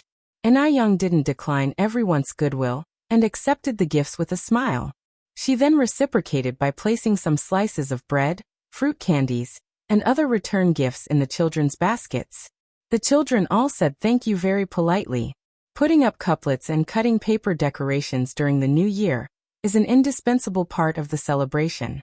Suehua brought red paper and scissors, busying herself with cutting paper decorations. Yang's eyes were filled with smiles. How many years has it been since she had last experienced such a scene? In her previous life, she became the head of Ning Corporation and lived a lonely life. The festivals were the loneliest moments for her, where she could only view others celebrating their family reunions from a distance. Such warm moments like now were not something she dared yearn for. The present moment is so wonderful. Yang gazed at everything, her eyes slightly red, but the corners of her mouth lifted into a faint smile, showing a pair of shallow dimples. Mom, let me help you. Yang picked up the scissors and red paper. In no time, a vivid animal figure materialized in her hands. Yang Xiaomo is here. Chenggui's voice rang from outside the door. Yang lifted her head to see Mo Qishan carrying several big and small packages. Mo Qishan politely greeted Suehua. Auntie, today is New Year's Day. These gifts are from my mother for you, wishing you safety, happiness, and abundance in the new year. Suehua put down her scissors and stood up. Xiaoma, you and your mother are being too polite. How can we accept such extravagant gifts? Yang, quickly make some tea for Xiaoma. Yang stood up to prepare the tea. Mo Qishan said with a smile. Yang is a big benefactor to our family. My mother and our family are all very grateful to her. These gifts are nothing compared to that, Auntie, don't be so polite.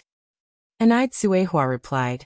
Xiaoma, make yourself comfortable at our place, just like it is your own home. Mo Qishan is a likable and well-mannered young man. Suehua really liked this potential son-in-law, to the point where she already considered him part of the family. Yang was beautiful, and Mo Qishan was likewise very handsome. They seemed to be a more perfect match the more she observed them. Brother Mo, have some tea. Yang brought over a cup of clear tea. Mo Qishan stood up and received with both hands. Thank you, Yang Yang. And I Yang said with a smile. Why are you being so formal with me, Brother Mo? Just then, the crying of little Anai Yin came from inside the house. Anai Tsuehua stood up. I'll go check on Yunyan Yang Yang. You stay here and chat with Xiaoma. In an instant, only Mo Qishan and Anai Yang remained in the room. Mo Qishan said, Yang Yang, I saw you were cutting paper decorations earlier. Can I help you? Sure. Nayang nodded. Mo Qishan moved a small stool next to Anai Yang, trying to calm the excitement in his heart. While pretending to be helping, he was stealing glances at Anai Yang's profile. His wife's face was beautiful enough. Even her hands were lovely. Long, slender fingers, pale and delicate, moving through the red paper, they looked as exquisite as a plum blossom trodden in the snow. Chapter 273. A Very Happy New Year, a Mysteriously Powerful and Foolish Boss _3. In no time, Anai Yin cut out a pair of beautiful paper cuttings for window decoration, more exquisite than those purchased on the street. Mo Qishan exclaimed in surprise, Yang Yang, you're really amazing. Want to learn? I can teach you. Anai Yin looked up at him. Okay. Mo Qishan nodded, his obedience akin to a big, dumbfounded dog, a far cry from his usual demeanor. Anai Yin handed him a pair of scissors. First, fold the red paper like I did, and then cut it like this. Her voice was clear and melodious, carrying a comforting softness. Mo Qishan, however, couldn't focus on the paper cutting task at all. He wished he could fold her up and hide her away in his pocket, away from anyone else's gaze. So when all the steps were completed, Anai Yan's paper cutting formed a lively-looking little rabbit, while Mo Qishan's was just a messy piece of red paper. Yang Yang, am I too stupid? Mo Qishan looked at Anai Yan, somewhat embarrassed. Anai Yan nodded confirmingly. You are a bit slow. But don't worry, I won't hold it against you.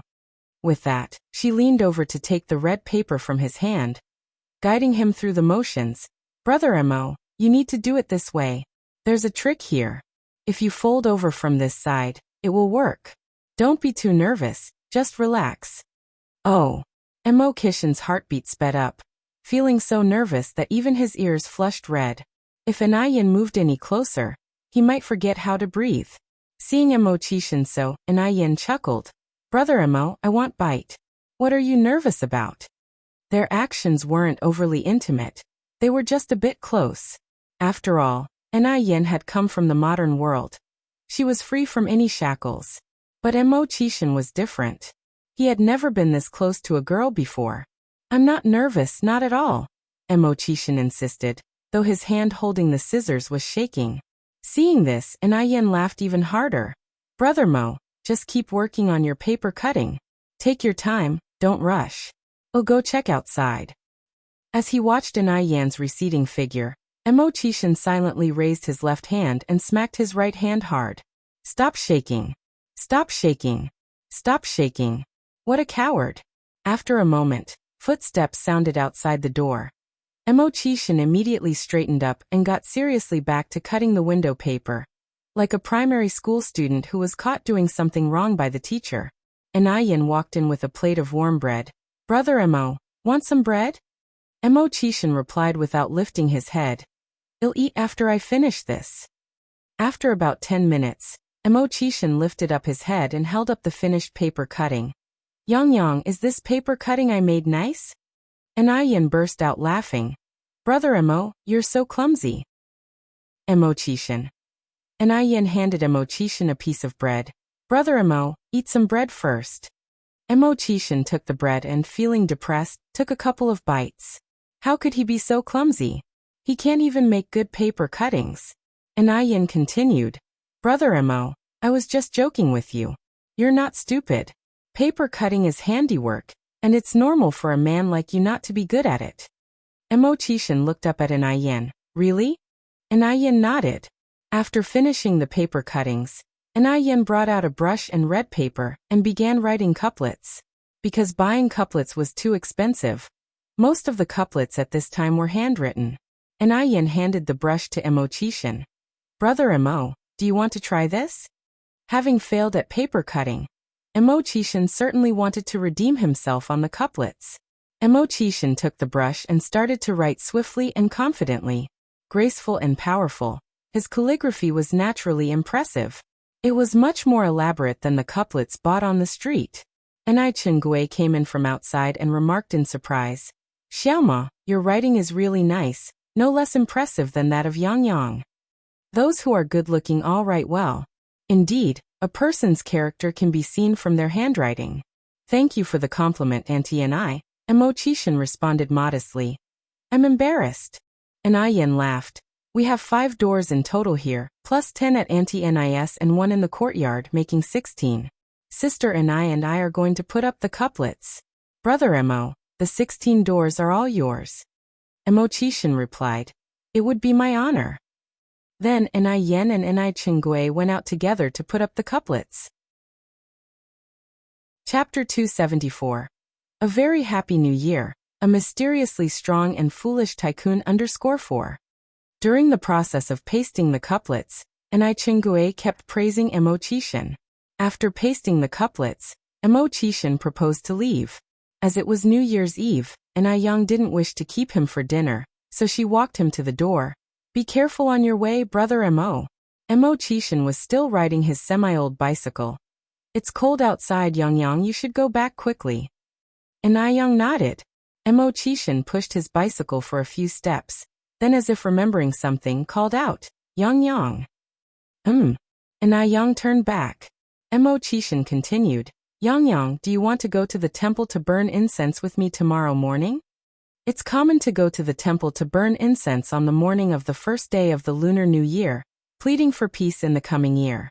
Anai Yang didn't used to believe in such things, but now she'd rather believe they have some effect than not. Anai Yang nodded. "Okay, brother Mo, we'll see each other tomorrow morning." Mo Qishan smiled and said, "Then I'll come pick you up tomorrow morning."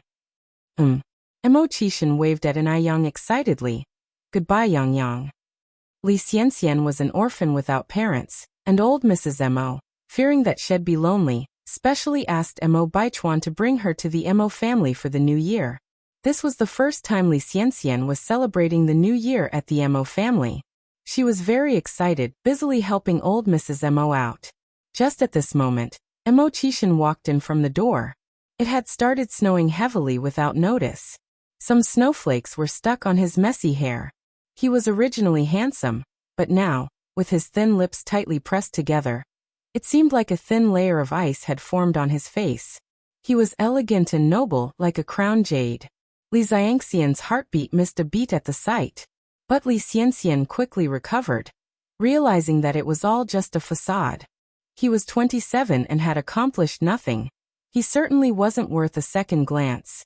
Though Mo Baichuan might not look as handsome, he was far more capable than him. The look in Li Xianxian's eyes gradually turned into disdain, but she still greeted him politely. "Uncle Mo." Mo Qishan just nodded lightly in response. Old Mrs. Mo teased with a smile. "Oh 6, come over. We still haven't written our couplets. We're waiting for you to do it." Mo Qishan collapsed onto the sofa. "I can't, Mum. I'm too tired today. Let me rest a while." Li Xianxian saw an opportunity to speak. "Grandma, I remember Baichuan also writes very well. Shall I call him down?" Certainly, the task of displaying talents like writing couplets should be performed by Mo Baichuan. How could they let a good-for-nothing like Mo Qishan take advantage of the opportunity? Old Mrs. Mo nodded. "You go." Li Xianxian turned around and went upstairs. Old Mrs. Mo turned to Mo Qishan and asked, "Old 6, did you deliver the gift I asked you to give Yang Yang?" Mo Qishan lazily responded with a sound, appearing nonchalant about it. Old Mrs. Mo shook her head helplessly. At this moment, Li Xianxian and Mo Baichuan came down. Mo Baichuan politely greeted old Mrs. Mo and Mo Qishan. Old Mrs. Mo smiled and said, "Chuan, you and Xianxian will write the couplets. I'll go to the kitchen."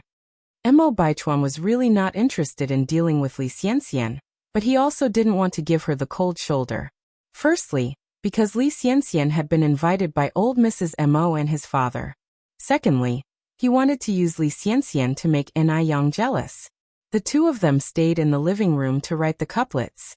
While praising Mo Baichuan's handwriting, Li Xianxian talked to him about the business world. Upon hearing a certain business term, Mo Qishan, who had been napping with his eyes closed, opened his eyes and asked, "What were you just saying?" Li Xianxian gave a faint smile, sarcasm hidden in the depths of her eyes. "Uncle Mo, Baichuan and I were discussing matters about the business world. Stuff you wouldn't understand." He was nothing more than a good-for-nothing. Even if they explained it to him, it would be like playing a lute to a cow. Li Xianxian couldn't understand how someone as useless as Mo Qishan could appear in a distinguished family, like the Mo's. Even if not everyone could be as excellent as Mo Baichuan. Surely they wouldn't be someone who had accomplished nothing. It was indeed Mo Qishan's fortune to be born into the Mo family. If he were born into an ordinary family, he might have starved to death by now. Mo Baichuan didn't say a word. Mo Qishan didn't get angry either. He continued to nap with his eyes closed, not showing the slightest bit of annoyance. The Enai family. After Mo Qishan left, Enai Tsuehua immediately unpacked the gifts he had brought. She found not only a lot of imported snacks in the parcels, but also a folded stroller. Enai Tsuehua had never seen a stroller and didn't recognize it, so she called Enai Yang over. Chapter 275. A Very Happy New Year. A Mysteriously Strong and Foolish Tycoon _5. Enai Yang looked surprised. "Isn't this a baby stroller?" She didn't expected that there were foldable strollers in this era. Seeing this stroller gave Enai Yang a feeling of being back in her future life. "Baby stroller?" Enai Tsuehua looked puzzled. Enai Yang explained. "A baby stroller is for children as big as Union to sit in. You'll understand once I assemble it." The packaging of the stroller had all French markings. This was obviously a stroller imported directly from F country. Imported goods were scarce at this time. Even if you had money, you couldn't get it. You needed foreign exchange coupons. Even with foreign exchange coupons, you couldn't necessarily buy the baby stroller from F country. You had to rely on connections and find someone to get you one. Enai Yang quickly assembled the stroller. "Mom, go bring Union over to try it." "Okay." Enai Tsuehua nodded, and went inside to fetch the baby.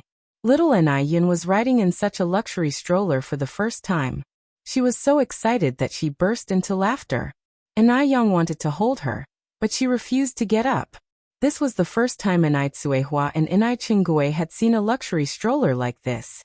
They were both amazed.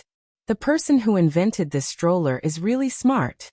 Why don't we have this kind of brain? Enai Tsuehua held Enai Yang's hand and said, Yang, you must thank Xiama properly." "Yes, Mom, I know." Enai Yang nodded. Because it was New Year's Day, they had a simple lunch. The focus was on the reunion dinner in the evening. After eating lunch, Enai Yang went into the kitchen to prepare the reunion dinner. Enai Tsuehua and Enai Qingui were both in the kitchen, ready to lend a hand. The kitchen was filled with laughter, very lively. Enai Tsuehua cradled the baby, and sat near the stove to make the fire. The flames were very vigorous. The fire shone on Enai Qihua's smiling face. Her life was like this firewood. The more it burned, the more prosperous it got. In Beijing, it was customary to offer dishes to the heavens and the earth on New Year's Eve. Out of respect for the heavens and earth, it was important to prepare the tribute dish first. There were 6 bowls of tribute dish in total. The first 3 bowls were dragon and phoenix beads. The last 3 bowls were vegetarian dishes.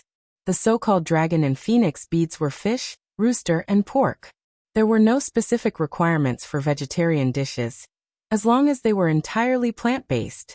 The chicken and the fish could not be cut, they had to be cooked whole, and there were 6 large pieces of fat meat. Enai Yang was quick at her task. She quickly prepared the 6 tribute dishes, and put them aside in a pot to keep them warm. Then she started preparing the dishes for the reunion dinner. Since it was the new year, fish and meat were a must. They were tired of sour fish, grilled fish, and red braised fish. So Enai Yang decided to cook a squirrel fish. The squirrel fish was made from carp. The rivers were not polluted during this era. The taste of the carp was very delicious, even better than the yellow river carp. The squirrel fish was a bit complicated. First, Enai Yang removed the fishbone, then cut the fish into spikelets, rolled the fish in cornstarch, fried it in a pan until both sides were brown, stir-fried the seasoning in the pan, and finally poured the fried seasoning on the fish. A dish of squirrel fish with attractive color, aroma, and taste was done. The squirrel fish looked great, like a dish served at a state-owned restaurant. Enai Chingue was amazed. Yang, you are truly amazing. Enai Yang laughed modestly.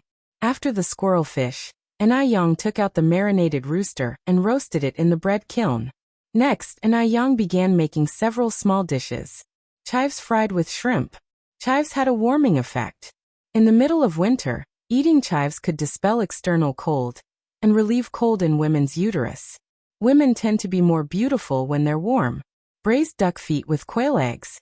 Quail eggs contained high amounts of protein, lecithin, iron, and vitamins. They were nutritionally rich and perfect for nourishing lustrous black hair. Beauty is from head to toe. It was not enough just to have a pretty face. The hair must also be glossy. Braised pig's feet with soybeans. Pig's feet and soybeans were good for enhancing the breasts.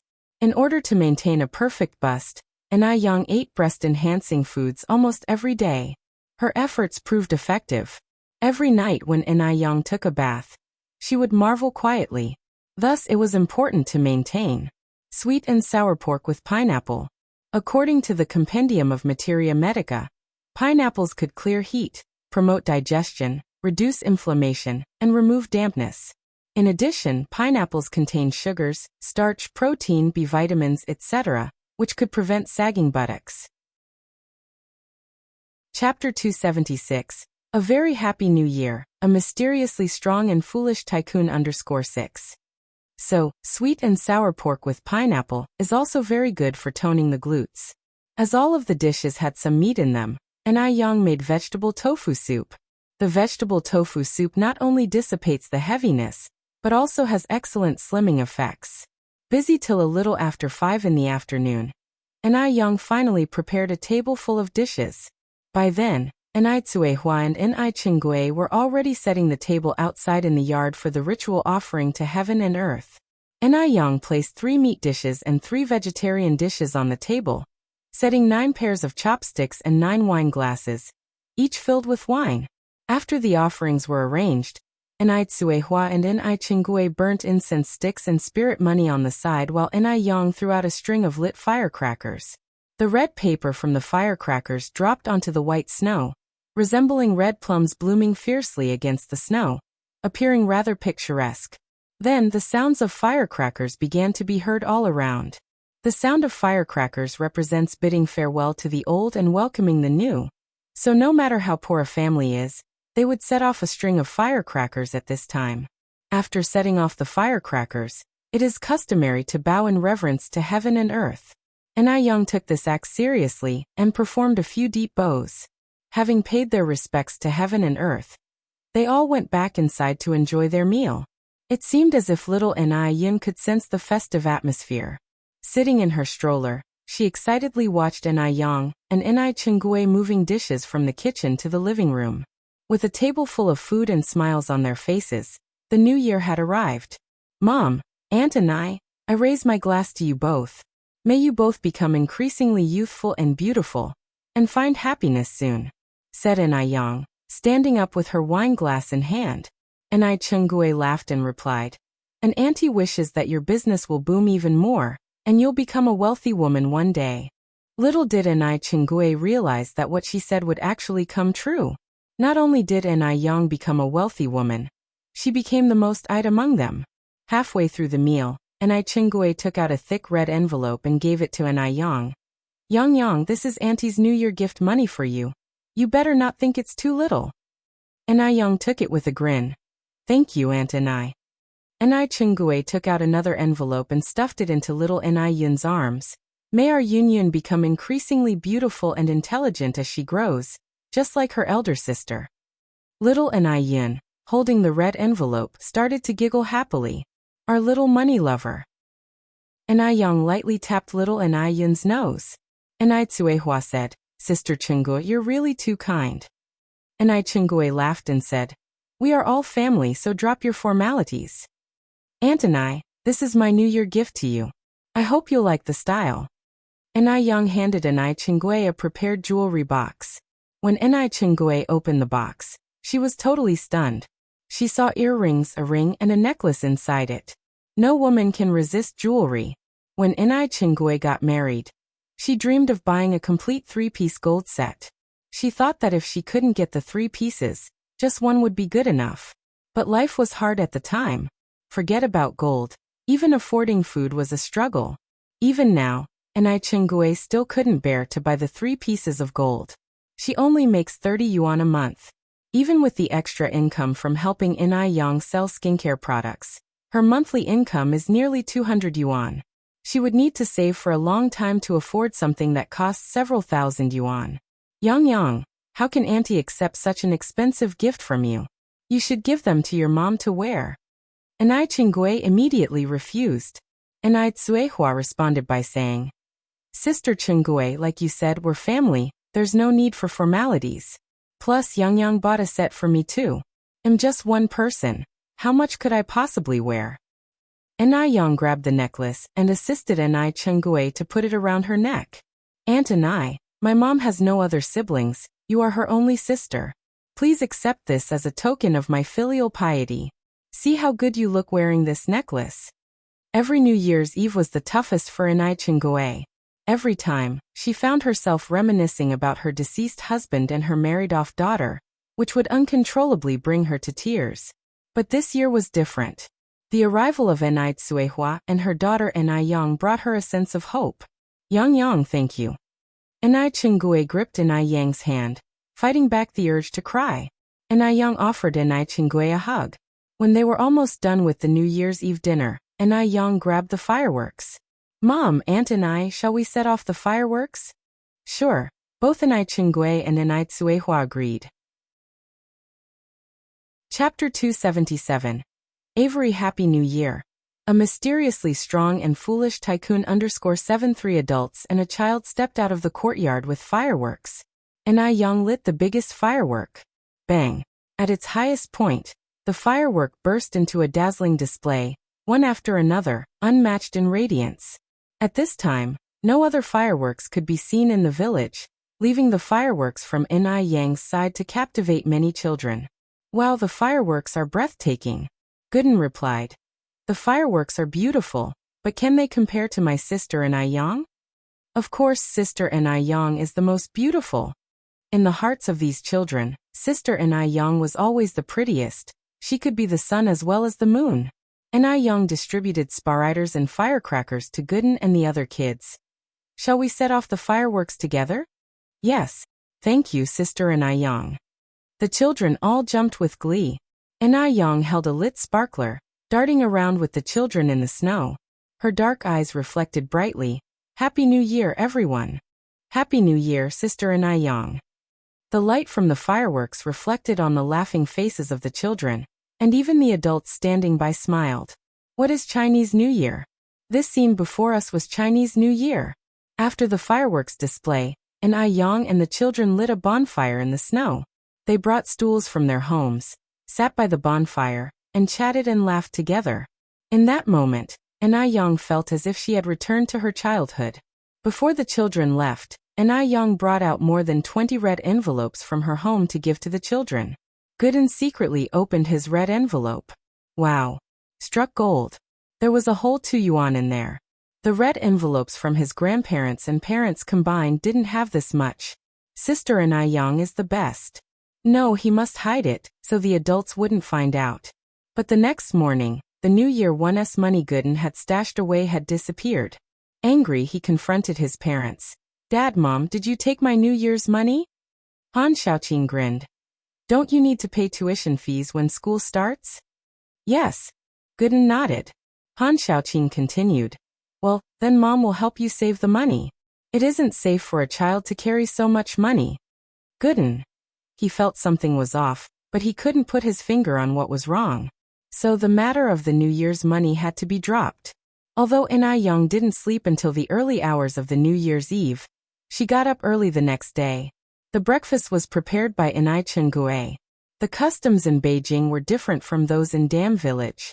On the first day of the Chinese New Year in Dam Village, they ate dumplings, but in Beijing, they ate noodles with marinated eggs. However, here the marinated eggs are not called marinated eggs, but ingots. So the following dialogue ensued. Yang, how many ingots do you want? Yang replied, I want one. Chungue smiled and said, good things come in pairs, take two.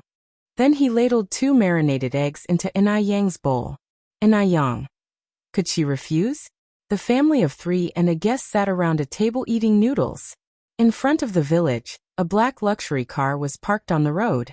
The man in the back seat was holding a red paper and scissors, absorbed in what he was cutting. After a while, the man put down what he was holding, got out of the car. You can go back first, don't come to pick me up this afternoon. Also, cancel all meetings for the next few days. Yes, sir. Morris nodded respectfully. Watching the man's figure disappear into the village ahead, Marcus started the engine and left. Morris, can you guess why Mr. Mogg comes to such a desolate place? Morris shrugged. More than that, I'm more curious about when Mr. Mogg started getting obsessed with folk art. He finished speaking and picked up the paper cutout from the back seat. Although it was Mr. Mogg who had cut the paper, Morris still had to say, it was really ugly. Marcus frowned slightly. Is that a paper cutout? Yes. Morris nodded. Marcus rubbed his chin. Could it be that Mr. Mogg underpins local Chinese folk art, hence specially visiting the countryside for research? Morris squinted. Very likely. Everyone is curious about Mr. Mogg's recent whereabouts, right?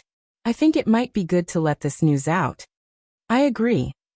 Chishan didn't anticipate that his simple intention of making paper cuttings to amuse Yang would unintentionally become a trend in high society. Numerous wealthy heiresses and business magnates, upon hearing that Mr. Mogg was fond of paper cutting, in order to find a common topic with Mr. Mogg, started practicing the art of paper cutting at home. Just after having lunch, Chishan arrived. Yang had a good reputation in Jinghua village, and Chishan was very good at connecting with people, so when the villagers saw Chishan going to Ni's family, they had no objections, nor were there any rumors. It's just normal interaction. What, aren't they allowed to have friends? Chishan entered the house, first paying his New Year greetings to Chungue and Tsuehua, and then turned to Yang. Yang, are you ready? Shall we leave? Before Yang could respond, Tsuehua said with a smile, She's ready. You young people should go out and play. Mom, Aunt and I will leave then. Yang looked at Tsuehua and Chungue. Go ahead, it's alright if you don't come back for lunch. Your aunt and I can enjoy something special at home. Sure, off you go. Yang followed Chishan, and they left the house together. As they walked side by side, Yang asked unexpectedly, brother, didn't you ride a bike today? Chishan explained, the Nyewang temple is on the top of the mountain, so it's not convenient to ride a bike. Yang raised her eyebrows slightly. So we have to walk there? Chishan nodded, smart. Before she could respond, he added, if you're worried about being tired, I can carry you. After all, I'm a bit slow but very strong. As Chishan was speaking, he glanced curiously at Yang. Yang chuckled, so isn't brother's nickname Big Stupid? Seeing that Yang wasn't angry, Chishan let out a sigh of relief. Yang, you're really smart. As long as he could win over his sweetheart, even if he had to work like an ox or a horse, what did it matter even if his nickname was Big Stupid? Today was the first day of the new year, and there were many people going to the temple to worship. Along the way, Yang met countless people, even some regular customers who often ate at the noodle restaurant. Chapter 278. Strolling together in the temple fair, elderly Zheng begins the investigation. Although Nyewang Temple was located at the top of the hill, Yang didn't feel tired at all on the way up. Chishan was secretly surprised. Oh my god. His wife was too strong.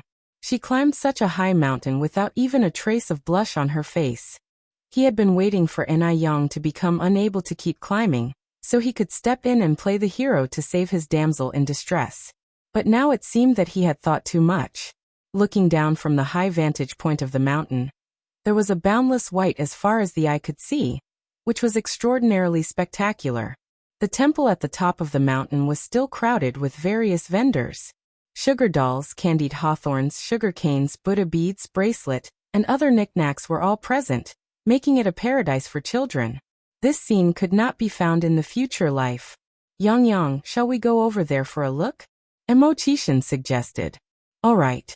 Yang nodded. The two went inside. Emo-chishin bought 2 sticks of candied hawthorn and handed one to Yang. Yang reached out and took it, peeled off the sugar paper, bit into it lightly, and found it was sour, sweet, and very delicious.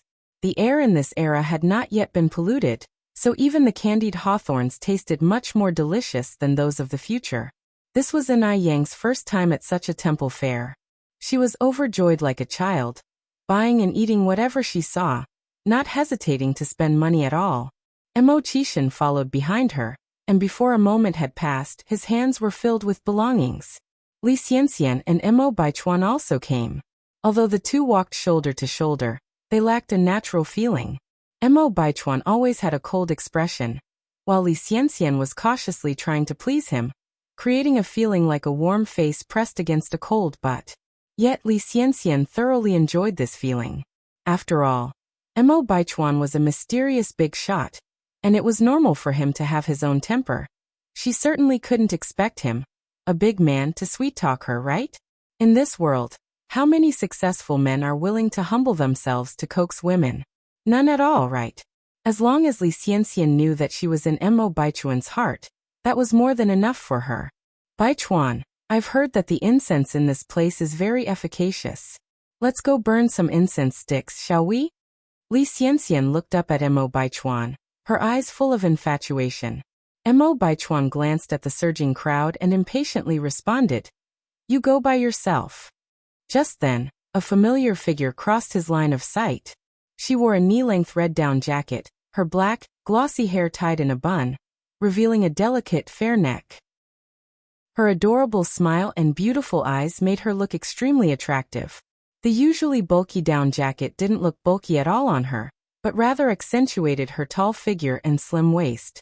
The red color was ordinarily gaudy, but on her it only emphasized her youthful beauty, outshining everything else around.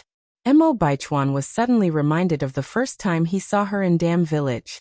The first time he saw her, he thought she was no different from rural girls in the mountains. Yet, when she spoke, she dazzled him. Although Emo-baichuan was reluctant to admit it, on that occasion, Yang did truly save him. If Yang hadn't displayed such courage in the face of danger, convincingly faking being a local to fool those people, he might be dead by now. Beside Yang, Emo-baichuan also spotted a person he found very annoying. It was Emo-chishin. In Emo-baichuan's view, Emo-chishin was useless apart from his good looks.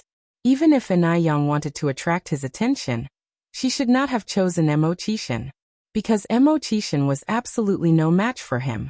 Li Xianxian also noticed Emo-chishin and Yang. She carefully gripped Emo-baichuan's hand. "Baichuan, shall we go greet Yang and Uncle Six?" Emo-baichuan didn't respond, but his body faithfully followed Li Xianxian. Seeing him like this, Li Xianxian was filled with joy. She felt that the only reason Emo-baichuan agreed to extend a greeting was because of her. Knowing uncle and nephew didn't get along, and that as far as she knew, Emo-baichuan didn't have a good impression of Yang and even disliked her. "Yang, Uncle Six, Happy New Year," Li Xianxian took the initiative to greet. Yang seemed to have become even more beautiful after not seeing her for a month. She was so beautiful that it made one jealous. But what use was beauty? Could beauty be eaten? Now that Yang had chosen to be with a useless man like Emo-chishin, suffering was undoubtedly waiting for her in the future. Because in Li Xianxian's memories of her past life, the one who ended up inheriting the Emo family was not Emo-chishin at all. Chapter Strolling together in the temple fair, elderly Zheng begins the investigation. In the end, Emo-chishin seemed to have evaporated from the world, and no news of him could be traced. For a good-for-nothing like Emo-chishin, if he didn't have the support of the Emo family, he would be left to sit and wait for death. Maybe he didn't even make it to the next lifetime. Mockery filled Li Xianxian's eyes. Yang replied to her with a good-natured smile, "Happy New Year." Her harmless demeanor was as if she had never had any issues with Li Xianxian. Yang, are you and Uncle Six also here to burn incense? Li Xianxian asked. Yang nodded. Li Xianxian continued. Since we're all here to burn incense, why don't we do it together? Buddhist temples were places of tranquility, and Yang wasn't interested in mingling with Li Xianxian or Mo Baichuan. As if sensing Yang's thoughts, Mo Qishan immediately declined. No, Yang and I have other things to do. Right. Yang nodded. Brother Mo, let's go. The two of them turned and walked away. Watching their retreating figures, Mo Baichuan's eyes hinted at a storm brewing. What other things could they possibly be doing together, a man and a woman? What on earth was Yang doing behind his back with Mo Qishan? Baichuan. Li Xianxian tugged Mo Baichuan's sleeve. At that, Mo Baichuan came back to his senses and held Li Xianxian's hand. Let's go. He didn't believe that Yang would be able to keep her cool after all this. Feeling the rugged hand full of calluses, holding hers, Li Xianxian's face reddened, and her heart pounded wildly. There were many people burning incense in the temple, packed like sardines. Men and women were all crowded together. One careless step could knock people over. Mo Qishan stood by Yang's side to prevent her from getting tripped or taken advantage of. The two squeezed into the temple, donated incense money, and seriously bowed and burnt incense. Seeing Yang so focused, Mo Qishan also began to take it seriously. When they were descending the mountain, the crowd had thinned, but the sun had come out, melting the snow on the mountain, making the path slippery and hard to walk. Yang's shoes weren't slip-resistant. She almost slipped, but Mo Qishan caught her arm in time. Yang, be careful. Thank you, Brother Mo. Yang gripped his arm and cautiously stepped forward. Mo Qishan, who had long strides due to his height, walked steadily.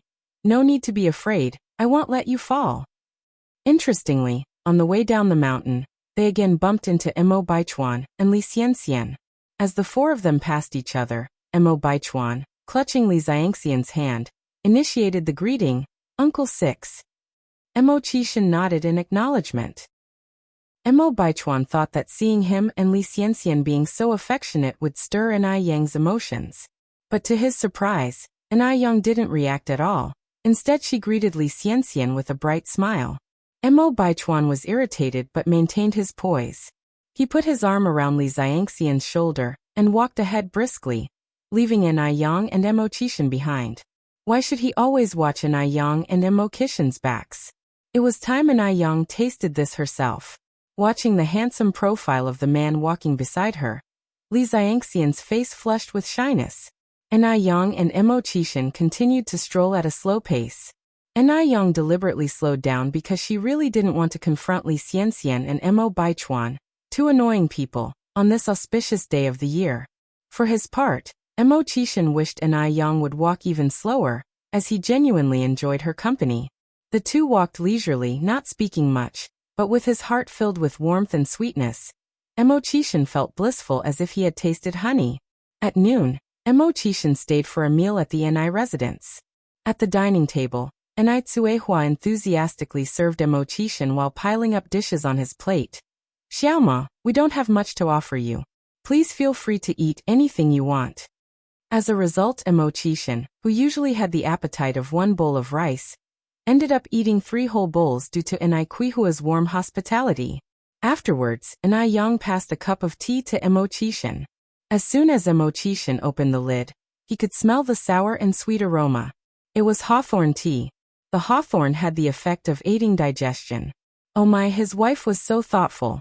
Mo Qishan sipped his tea calmly, feeling extremely gratified.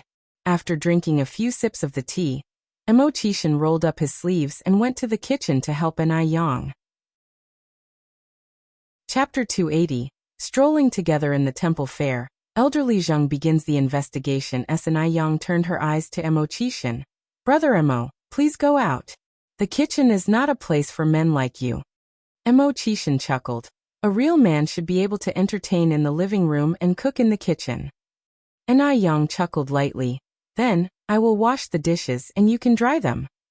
Mo Qishan took the dish from Yang. Or I should wash the dishes and you can dry them. He thought, how could he let his wife do the dirty and exhausting work of washing dishes?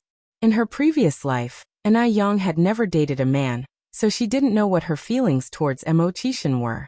But she knew, if it were any other man, she'd refuse without hesitation, and she certainly wouldn't let him get this close. Could it be love? Anna Yang suddenly wondered in her heart. She glanced at Mo Qishan, seeing him concentrating on washing the dishes. The dim light in the room cast a halo on him, making him look noble and mysterious. Even washing dishes didn't affect his aura. Anna Yang felt her ears turn slightly red. She suppressed those strange thoughts in her heart, and continued drying the dishes. As it was approaching evening, Mo Qishan suggested saying goodbye. He had been at the Anai family's home all day long. If he stayed longer, the elders would think he was too thoughtless. Anai Yang held little Anai Yin and walked him to the door. Yun Yin, say goodbye to brother Mo. Little Anai Yin obediently waved at Mo Qishan. On the second day of the Chinese New Year, Anai Yang took Anai Tsuehua to the city, planning to buy some houses in the city center. The mother-daughter duo looked neat and pretty, and were warmly welcomed as soon as they arrived at the sales office. Anai Yang chose a high-end community. The price of each square meter was 122 yuan. The saleswoman introduced from behind. The light in this house is excellent. It's north-south oriented, warm in winter and cool in summer. You can feel it now, the temperature inside is at least 10 degrees higher than outside. Anai Yang was looking at a house on the first floor. When opening the balcony door, she could see that a small garden of about 10 square meters was included outside the balcony. Seeing the small garden, Anai Quihua's eyes lit up, and she said with a smile, "This small garden is nice. You can even grow vegetables here." Grow vegetables? The saleswoman, who had been hoping to sell a house, was discouraged. Who among those rich enough to buy a house would want to grow vegetables? It became clear that these two women were not here to buy a house, but to put on airs. She sighed. All her efforts were in vain. As she thought so, the enthusiasm of the saleswoman was doused. She treated the mother and daughter with indifference, and her face expressed disgust. At that moment, a new colleague was passing by. The saleswoman took her by the hand, lowered her voice and said, Xiaofang, I have 2 customers here for you to practice." Lu Xiaofang was puzzled. "Sister Yuan Man, why don't you handle them yourself?" Li Yuan Man was straightforward. "These 2 obviously can't afford a house. I don't want to waste my time on them. I have to go now." Lu Xiaofang smiled and said, "Okay, thanks Sister Yuan Man." She was a new employee and could be fired if she didn't do well. Lu Xiaofang really had no reason to refuse. Anai Yang didn't notice that the saleswoman had been replaced in a short while. She turned around and asked with a smile, "How many units per floor do you have in this building?" Lu Xiaofang was still enthusiastic and explained, "There are 2 units on each floor of this building, and the number 8 block next to it has 4 units per floor." Anai Yang nodded and then said, "Oh, by the whole 1st to 3rd floor then." "By the whole 1st to 3rd floor?" Lu Xiaofang almost thought she was hallucinating. You're not joking with me, are you? There are 6 units on the 1st to 3rd floor. The total of these 6 units is over 600 square meters, which is nearly 70,000 yuan. Could this little girl really pay 70,000 yuan? Anai Yang smiled and said, "Don't worry, I'm not joking. Let's go and sign the contract." When they got to the lobby, Lu Xiaofang found out Anai Yang was not joking. Because inside the backpack Anai Yang was carrying, it was filled with cash. Lu Xiaofang covered her mouth in astonishment. Anai Yang paid the full amount for 6 houses at once, receiving 6 house deeds and 6 keys in return. Chapter 281. Strolling together in the temple fair, elderly Zhang begins the investigation. Even after she left the sales office, Anai Quihua's step still felt shaky. Yang, do you really think the price of all those houses we bought will go up in the future? A good 75,000 yuan we are talking about. If I said it didn't hurt a bit, it would be a lie. Anai Yang smiled and assured, "Don't worry, Mom. The prices will definitely increase. When have I ever made a loss-making deal?" Based on the price of tens of thousands per square meter in the later years, the 6 houses she bought today could be sold for over 90 million in the future. Isn't that a significant profit? Seeing Enai Yang's confidence, Enai Cuehua felt noticeably relieved. The sales office. The news of Lu Xiaofeng selling 6 houses all at once spread through the entire sales office in no time. Li Yuanman exclaimed in envy and surprise. Xiaofeng, have you walked into a streak of darn luck? You actually bumped into such a big client. At this point, selling a house comes with no commission, but a rather rewarding bonus. Selling one house gets a reward of 30 yuan. Calculating that, Lu Xiaofeng made 180 yuan in just one day.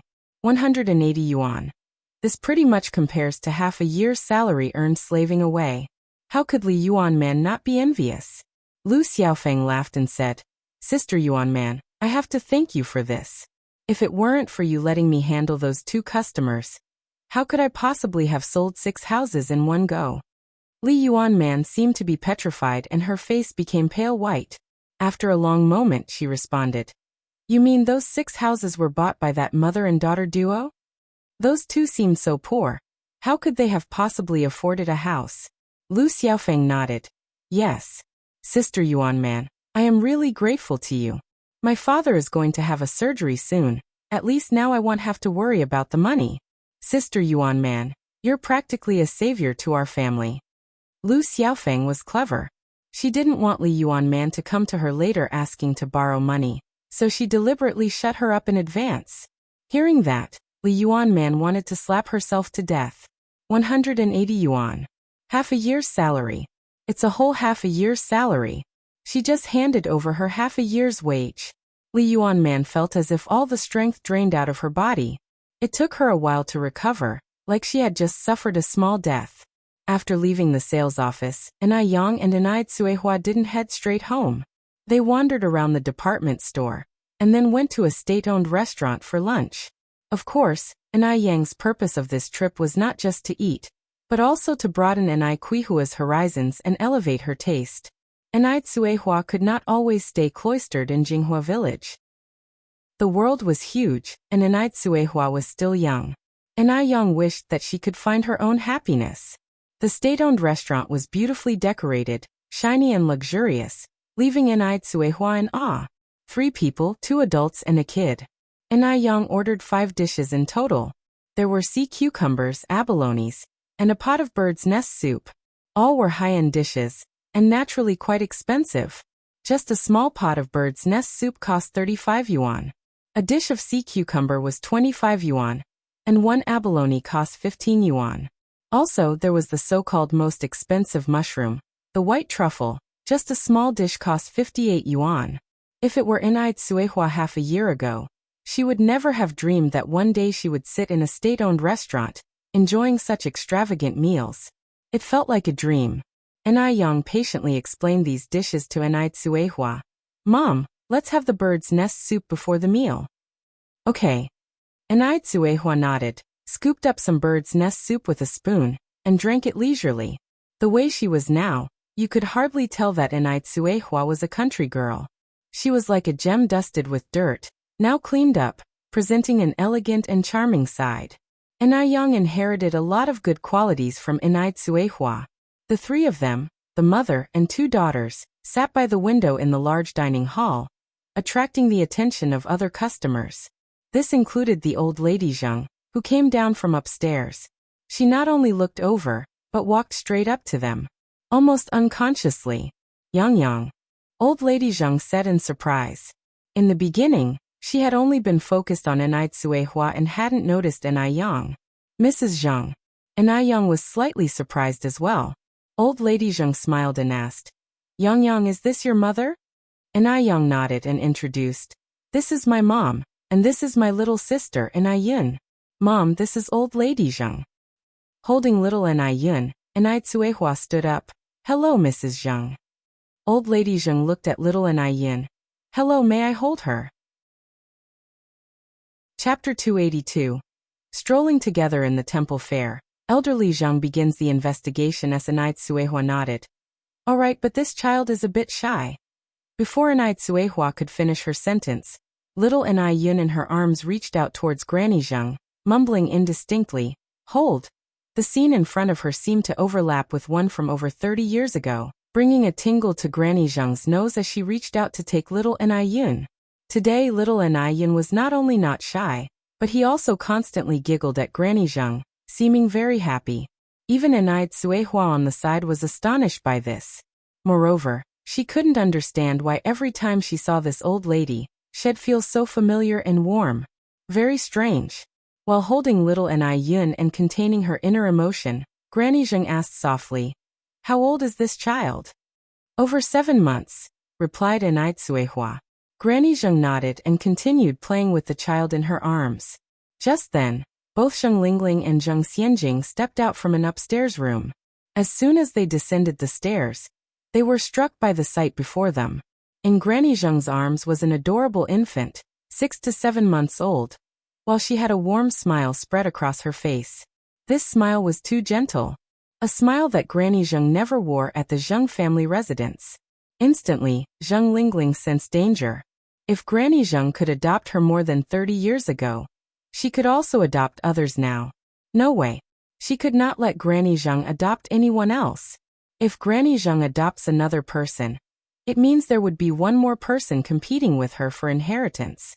The Zheng family's wealth could only belong to her and her daughter. She absolutely wouldn't let anyone snatch away what belonged to her. Reading her mother's intentions, Zheng Xianjing gave a nod of agreement when Zheng Lingling signaled her with her eyes, "Let's go and call Grandma back." As she got closer, Zheng Xianjing noticed that Anai Yang was also present. Why was this annoying girl everywhere? "Grandma," Zheng Xianjing approached and squeezed Granny Zheng's arm, expressing surprise. "Sister Anai Yang is also here."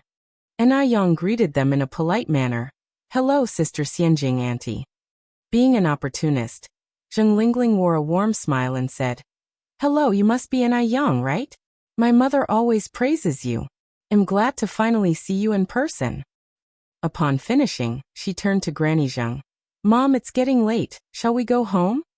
Granny Zheng held little Anai and looked at Zheng Lingling. "Lingling, don't you think this child is very cute?" Actually, there was another sentence that Granny Zheng didn't say out loud. This child really looked like Tingting when she was young. Zheng Lingling nodded with a smile. "Yes, he's adorable, looks a lot like Anai Yang." Seeing that Granny Zheng was unwilling to let go of little Anai Zheng Xianjing suggested, "Grandma, let's hurry up, Uncle Lu has been waiting outside for a long time." Uncle Lu was the Zheng family's driver. Hearing this, Granny Zheng finally let go of little Anai and handed him back to Anai Tsuehua. "Anai Yang's mom, Anai Yang will be heading home now. Goodbye, little Anai." After Granny Zheng and others left, Anai Tsuehua asked Anai Yang about the old lady. "Anai Yang, how did you get to know Granny Zheng?" Anai Yang explained how she met Granny Zheng to Anai Tsuehua. Hearing this, Anai Tsuehua nodded. So Granny Zheng is an old acquaintance of Xiaomo's family. No wonder her temperament is different from ordinary grandmothers. Her daughter dresses like a well-to-do lady too. Anai Yang replied with a laugh. "Mom, one day you will be like Aunt Zheng too, becoming a lady." Anai Tsuehua laughed softly. "I don't think that's my fate." Anai Yang held Anai Kuihua's hand and said, "Mom, we should never feel resigned to fate, nor should we belittle ourselves. No successful person has never failed, likewise no lady is born a lady." If Anai Yang had given in to fate, she wouldn't have become CEO in her previous life. She had been lying low for 10 years before she made a name for herself. No one knew what she had gone through behind her glamorous exterior. Therefore, Anai Yang had to correct Anai Kuihua's mistaken belief and let her know that nothing is impossible in this world. Anai Tsuehua looked at Anai Yang and nodded earnestly. Following dinner, Anai Yang went to settle the bill. 5 dishes for 158 yuan. When the figure was announced, Anai Tsuehua startled. 158 yuan. That's equivalent to an ordinary worker's salary for 5 months. Although she was taken aback, Anai Tsuehua didn't say much about it. Chapter 283. Strolling together in the temple fair, elderly Zheng begins the investigation _6. After returning home, Mrs. Zheng took out a photo that she had treasured for over 30 years from the Bible. The child in the photo wore a small belly band, with a golden bracelet on his hand, looking adorably naive. It really does look like her. Mrs. Zheng's face was instantly flushed with tears. After a while, she called butler Lu Zhaokong. Lu Zhaokong was an old retainer of the Zheng family. He joined the family when he was 16, and now he was 56. His only son also worked as a driver for the Zheng family, so Mrs. Zheng trusted him. Butler Lu, I need you to do something for me. Lu Zhaokong answered respectfully. Whatever you say, madam. Mrs. Zheng said. I need you to look into someone. She gave Lu Zhaokong detailed instructions and finally emphasized. Get it done discreetly. It should only be known to you and me, so don't alert anyone. Lu Zhaokong nodded. Madam, rest assured that I will handle the matter carefully. I guarantee that it will be done thoroughly and properly. I also wish you an early reunion with your daughter. Mrs. Zheng couldn't help crying again at his words and waved him off weakly. Go ahead. Lu Zhaokong turned and left Mrs. Zheng's bedroom. On the third day of the new year, Lin Pingping and Wang Meifeng's family, carrying large and small bags, came to the Ni family to wish them a happy new year. The third day of the new year was a very significant day, usually reserved for visiting the most important relatives. But to Lin Pingping and Wang Meifeng's family, Ni Yang was like their lifesaver. There were no relatives more important than her. That's why they chose this day to visit Ni Yang's family to express their respect for her. Sister Ni Yang, Auntie Hua, Auntie Ni, Happy New Year. Yang Guobao ran in cheerfully. Oh, and little Yunyan, Happy New Year to you too. Little Ni Yan opened her arms, wanting Yang Guobao to hold her. Ni Yang, Ni Tsuehua, and Ni Chenggui came out to greet them. Sister Tsuehua, Sister Chenggui. Lin Pingping embraced Ni Tsuehua and Ni Chenggui excitedly. After exchanging New Year greetings, they all entered the house. Yang Guobao played with little Ni Yin. Ni Yang went to cook, while Lin Pingping, Ni Chenggui, and Wang Meifeng helped her. Ni Tsuehua and Zhou Suhua were left in the living room for a chat. Although Zhou Suhua used to be a leader, and used to put on airs when dealing with others, she was down to earth and friendly when interacting with Ni Tsuehua. They had many common topics, and there were no obstacles in their conversation. With the help of Lin Pingping, Wang Meifeng, and Ni Chenggui, Ni Yang cooked a large table full of dishes. They all had a great time and stayed until evening before going home. On the sixth day of the new year, Ni Yang visited Tai Dan and Guo Chang's home in the village. Ni Yang went to invite their mothers to help in the milk tea shop and the noodle restaurant. In the new year, Ni Yang increased their wages by 5 yuan, from 60 yuan to now 65 yuan. Anybody would be a fool to decline such a high salary. Upon hearing this, Guo Chang's mother, Zhao Xiaolan, and Tai Dan's mother, Wang Yumei, were extremely grateful to Ni Yang. And just like that, it was already the 8th day of the new year. The arrival of the 8th day also marks the end of the New Year celebration, and work resumes ordinarily. Today is the first day of business for the milk tea shop and the noodle restaurant after the new year. In the morning, when Ni Yang arrived at her shop, she set off 2 strings of firecrackers to signify prosperity and wish for a successful year from start to end. The business on the first day of the new year was booming. Everyone had been feasting for 8 days straight, and they now just wanted to eat to their heart's content. There were cheerful laughter inside and outside the shop.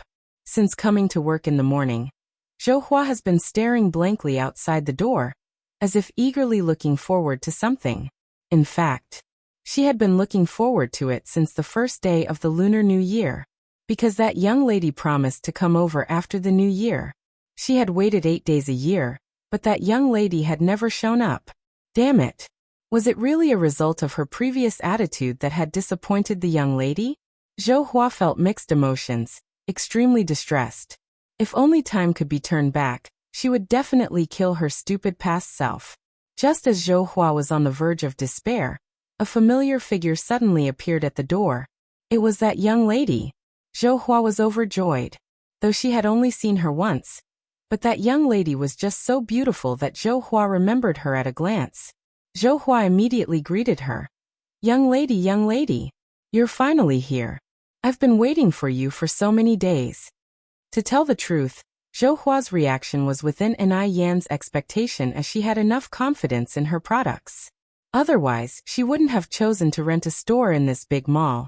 Ni Yan looked apologetic. I'm sorry to have kept you waiting. I left in a hurry last time, and didn't tell you the exact time. Zhou Hua was surprised. Initially she thought Anai Yin would use this incident to tease her because she was at fault in the first place. With how effective the skincare product was, if Anai Yin was to make things difficult for her, she would have no other option but to endure it. Zhou Hua was even prepared for Anai Yin to give her a hard time. However, Anai Yin not only didn't make things difficult for her, she even took all the blame onto herself. This young lady was astonishing and seemed to have something extraordinary about her. Admiration began to show in Zhou Hua's eyes. It's okay, as long as you have come. I was afraid that you would not come. After all, I was a bit abrupt last time. I apologize for what happened last time, little miss. You must not take it to heart. Since Anai Yin was so broad-minded, she couldn't be petty and had to avoid making a bad impression on Anai Yin. After all, she still wanted to buy the skincare product from Anai Yin in the future. Anai Yin laughed. Auntie, you're being too serious. By the way, can I rent a new store now? Yes. Zhou Hua nodded eagerly. You see, I completely forgot about this when I got excited. I will take you to the store to have a look now. Anai Yin smiled slightly. Auntie, please lead the way. While walking, Zhou Hua introduced the store to Anai Yin, and in no time, they arrived at the store's location. As Zhou Hua said, this store was in the best position in the skincare product area on the entire second floor. During the conversation, Zhou Hua had already learned Anai Yin's name. Yang, this store is 138 yuan a month. The contract period is 3 years, 5 years, and up to 10 years. Of course, if you want to sign a shorter contract, there is also a 1-year option. Anai Yin responded without hesitation. I want to sign for 10 years. If she signed for 10 years, it meant that the store's rent would not increase for 10 years. As far as Anai Yin knew, the male's rent would continuously rise a year later, and would keep increasing until it reached 6 figures. Anai Yin was no fool. Of course she would choose to sign a longer lease. Zhou Hua was taken aback, then stated, if you sign a 10-year contract, you need to first pay a deposit of 10,000 yuan. 10,000 yuan was not a small number. Zhou Hua was a bit worried that Anai Yin might not be able to afford it. Although Anai Yin had just bought a house recently, she still had the money to pay the deposit. Anai Yin nodded her head with a smile. Yes, no problem. Zhou Hua did not expect Anai Yin to be able to afford even 10,000 yuan, but considering how popular her skincare product was, being able to afford 10,000 yuan didn't seem strange. They successfully signed the contract, paid the deposit, and Anai Yin received the keys to the store. Zhou Hua laughed and said, Yang, congratulations. I wish you prosperous business, abundant wealth, and continuous fortune. Thank you, Auntie. Anai Yin handed the skincare gift box in her hand to Zhou Hua. Auntie, thank you for your hard work on this matter. Wishing you a happy new year and everlasting youth. Chapter 284. Beat up the drowning dog, protect Yang. _1 Anai Yang just gave Zhou Hua a box of tender skin radiance last time. And this time, Zhou Hua adamantly refused to accept it once again. Tender skin radiance was such a popular product. The anti-wrinkle cream and whitening moisturizer in the box alone were worth over 200 yuan. If she were to accept it again, it would be a bit unreasonable. Yang, I haven't even finished using the tender skin radiance you gave me last time. Please take this back. Anai Yang smiled and replied, Auntie, you've done me such great favor. This skincare set is the least I can offer. If you don't need it now, you can give it to relatives or friends. Seeing Anai Yang's insistence, Zhou Hua had no choice but to accept, her admiration for Anai Yang deepening even more. This young woman was not only beautiful, but also knew how to handle interpersonal relationships well. If it were someone else, who would be willing to give out boxes of such sought-after beauty product like tender skin radiance? A box costs nearly 400 yuan. Zhou Hua then asked, Oh Yang, when are you planning to open your store? My colleagues are all looking forward to buying your tender skin radiance. Anai Yang replied, I'm having people come to refurbish it tomorrow. I'm planning to open it on the 2nd day of the next month. The 2nd day of the 2nd month is considered as the dragon raising its head according to Chinese mythology. The Chinese place great importance on this day, Choosing to open a business on this day was also to obtain a good omen. Zhou Hua nodded in approval. The second day of the second month, when the dragon lifts its head, the barns will be full, a good day indeed. Yang, your business will surely prosper after it opens. And Yang smiled subtly. Thank you for your kind words, Auntie. As she had to deal with the matters of the noodle restaurant and the milk tea shop in the afternoon, and Yang didn't stay long. After saying goodbye, she left. Zhou Hua courteously escorted Yang to the mall entrance. Now that there were 2 more people at the noodle restaurant and the milk tea shop, it wasn't as tiring when it got busy. On the first day after the New Year's holiday, Yang's daily turnover reached 3,560 yuan. However, because she had just bought a house and paid a deposit of 10,000 yuan today, plus today's sales, Yang only had 5,000 yuan left over. 5,000 yuan might not mean much to Yang, but for the average family, it's a considerable amount. Yang went to Wang Tienia's house with 1,500 yuan, intending to hand over the renovation work completely to Wang Tieniu. Wang Tieniu was honest and serious about his work, so Yang trusted him a lot. Wang Tieniu warmly welcomed Yang. Yang, rest assured, just leave this matter to Uncle Tieniu. I promise to do a great job for you. Then he'll be imposing on Uncle Tieniu. I'll get going now. As Wang Tieniu escorted Yang out, he said, Yang, you're too polite, this is something I should do anyway. Yang was generous and considerate. She had given invaluable help to his family. Wang Tieniu was really grateful for her. After returning home, Yang began to prepare dinner. Every day during the Chinese New Year was feasting on rich dishes. So Yang decided to prepare something light. For the main course, she prepared mushroom and bok choy porridge. Mushroom and bok choy porridge is not only delicious and refreshing, but also has various health benefits. The Compendium of Materia Medica states, mushrooms are neutral in nature and sweet in taste. They can nourish and satisfy hunger, treat blood circulation and regulate energy, enhance appetite and control frequent urination. Modern medical research shows that mushrooms also have anti-cancer effects. Having a pretty face and a perfect body is not enough. One must also have a healthy body. In her previous life, there were many cancer patients, so Yang must take preventive measures. She let the mushroom and bok choy porridge simmer in the casserole. Then Yang began to prepare the stir-fry dishes. First, Yang made spicy pickled radish skin. The radish skin had been pickled by Tsuehua before the winter. While Tsuehua was not skilled at pickling sauerkraut, her pickled radish skin was crisp and delicious, good enough to go with several bowls of rice. Moreover, there is a popular saying, eat radish in winter and ginger in summer, and you won't need a doctor's prescription. This shows how useful radish can be. Next, Yang made asparagus and sautéed pork slices in sauce. According to traditional Chinese medicine, asparagus not only has the effect of treating spleen and stomach heat, thirst, urinary incontinency, and urinary tract pain, but also has the effect of treating hair loss and dry hair caused by blood dryness. With rising stress, hair loss becomes more severe, and asparagus can prevent hair loss.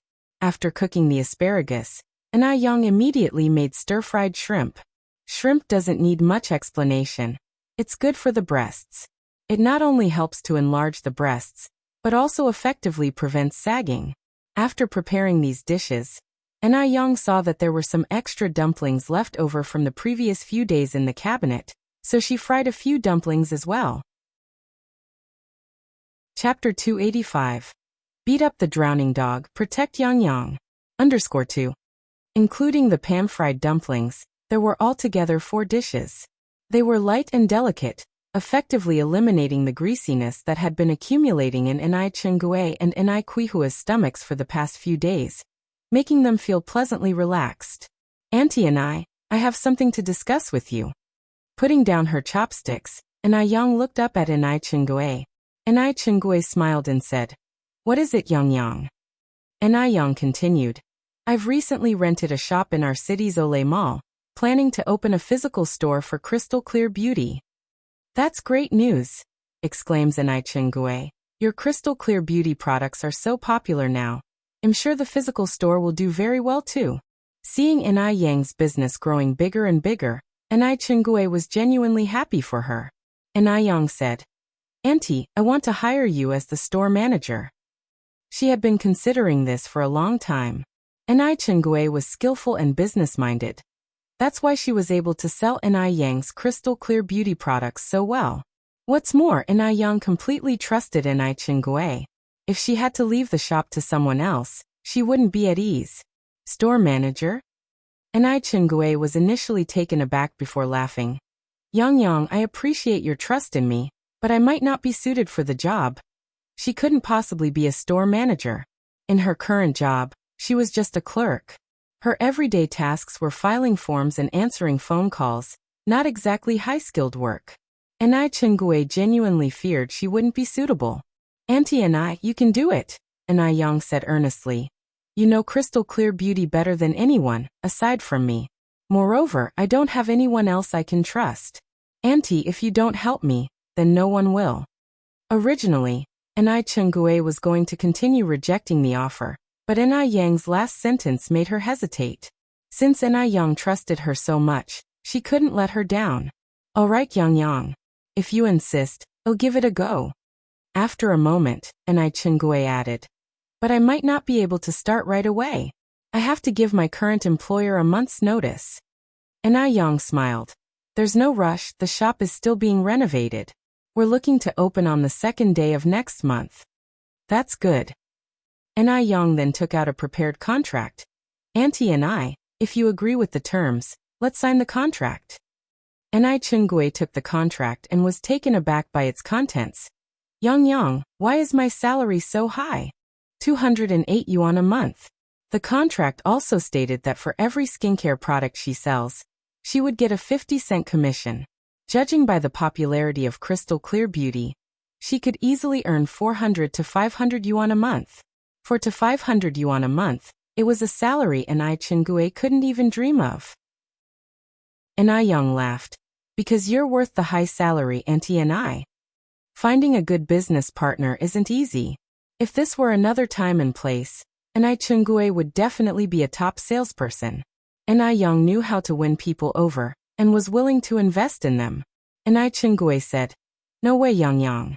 Your salary offer is too high. I can't accept it. If you insist on this, I won't feel comfortable signing the contract." Even though Ai Chingui liked money, she felt undeserving of such a high salary. Ai Yang's money didn't come easy. Instead of answering Ai Chingui's statement directly, Ai Yang laughed and asked, "Auntie Ai, do you think I'm a fool?" Ai Chingui paused before saying, "No way. Yang, how could you be a fool? If you were, there wouldn't be any smart people left in the world." Ai Yang faintly smiled. "Exactly because I'm not a fool, I wouldn't make a loss. That's why I'm offering you this salary. It's because you are truly worth it. Auntie Ai, if you refuse again, you're just being unnecessarily distant. Auntie Ai, surely you would prefer to not let me hire a stranger?" Ai Yang had made her point so strongly, it would be pointless to refuse any longer. Ai Chingui laughed and said, All right, I'll sign." With that, Ai Chingui signed her name on the contract. After the contract was signed, Ai Yang said, "Auntie Ai, having only you as the store manager won't be enough for the skincare shop. We need to hire 3 more salespeople. If you know anyone suitable, you can sign the contract directly with them. The salary will be 60 yuan a month." Chapter 286. Beat up the drowning dog, protect Yang. _3. Ai Chingui nodded. Sure, Aunt can be responsible for it. Considering the high salary Ai Yang paid her monthly, she ought to take responsibility. On the 9th day of the year, Ai Yang's skincare shop began its formal renovations. A 60-square-meter shop, with a renovation period of 21 days. Since a physical store was being opened, the production of whitening, moisturizing creams, and wrinkle creams would naturally have to increase. Therefore, Ai Yang planned on adding 100 more boxes to the initially planned 30. This means that whitening moisturizing creams and anti-wrinkle creams will each be limited to 130 boxes per month, totaling 260 boxes when combined. Whereas facial cleansers, aloe vera gel, and acne and spot removing creams are supplied without any limit. Before the physical store was opened, facial cleansers and aloe vera gel were consistently selling out. With a physical store now, these skincare products will surely sell even better. So Young must prepare in advance to avoid running out of stock. The ingredients Young uses in her skincare products are all natural plants. The most commonly used are milk, aloe vera, and portulaca. Since Young had previously started buying aloe in the village, most villagers started planting a fair amount of aloe at home. However, for portulaca, Young still had to go to the vegetable market. Instead of buying outside, it'd be better to buy everything in the village. This not only ensures that benefits don't go to outsiders, but it also boosts Jinghua village's economic development. While having dinner, Young was eating and thinking about this matter. Mom, tell everyone tomorrow that our family will not only buy aloe, but also roses and portulaca.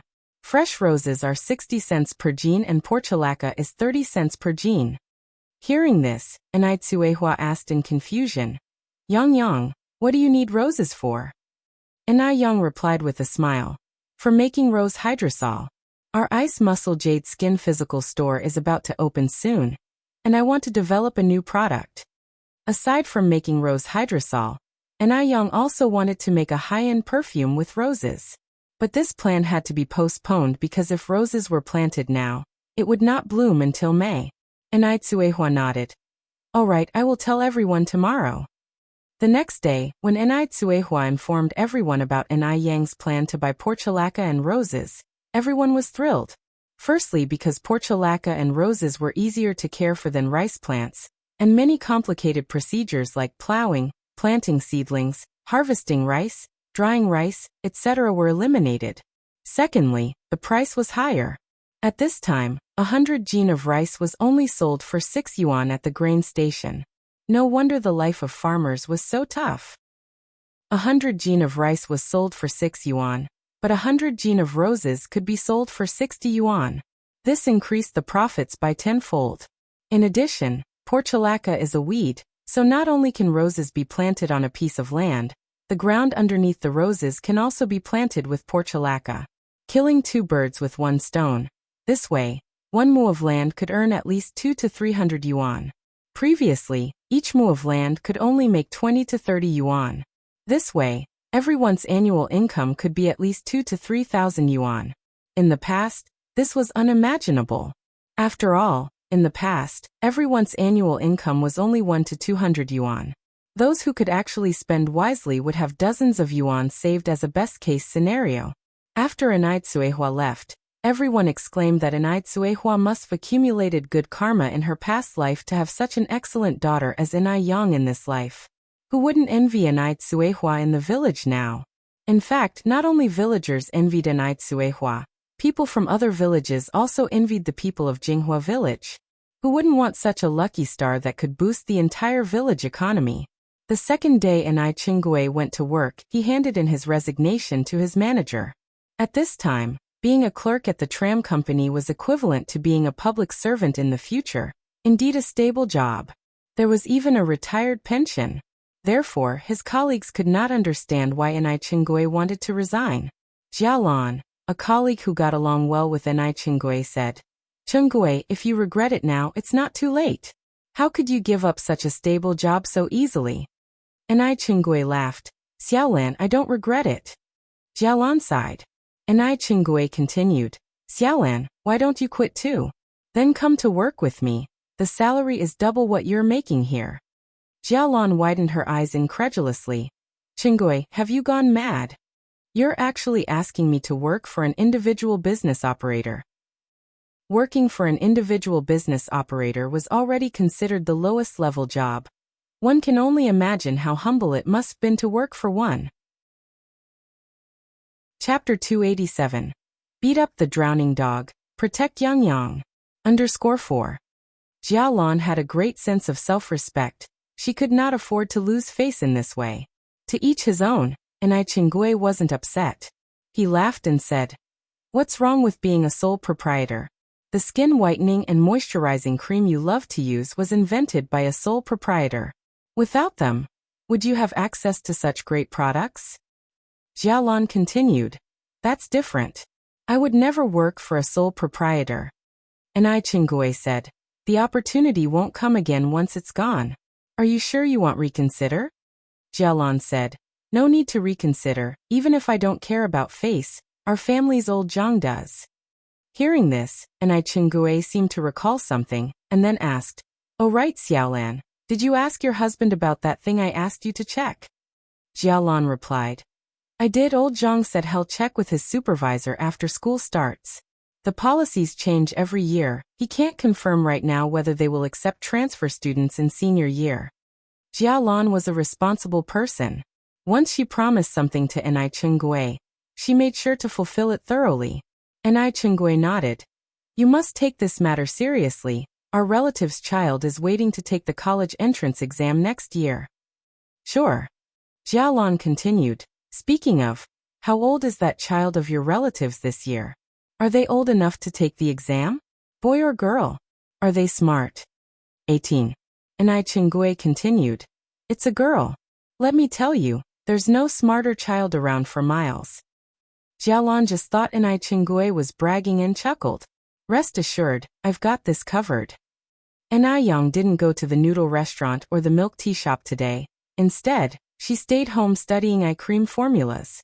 The rose extract couldn't be made in a short time, so she had to create a new product to prepare for the grand opening. She planned to offer some promotional giveaways on the opening day. This way, she could win people's hearts and gain customers. Why not? It took Anai Yang 3 whole days at home to invent an eye cream intended to lighten dark circles. After she developed the product, as always, she first gave it to the people close to her to try before officially selling it. Time flew by and half a month had passed. The opening day of the skincare shop was approaching. On February 2nd, the day of the dragon's head erected. On the day when her skincare shop, Flawless Fair Skin, opened, Anai Yang did not show up as the boss. She left everything to Anai Chengue. Knowing that Flawless Fair Skin was opening on February 2nd, Zhou Hua came early in the morning.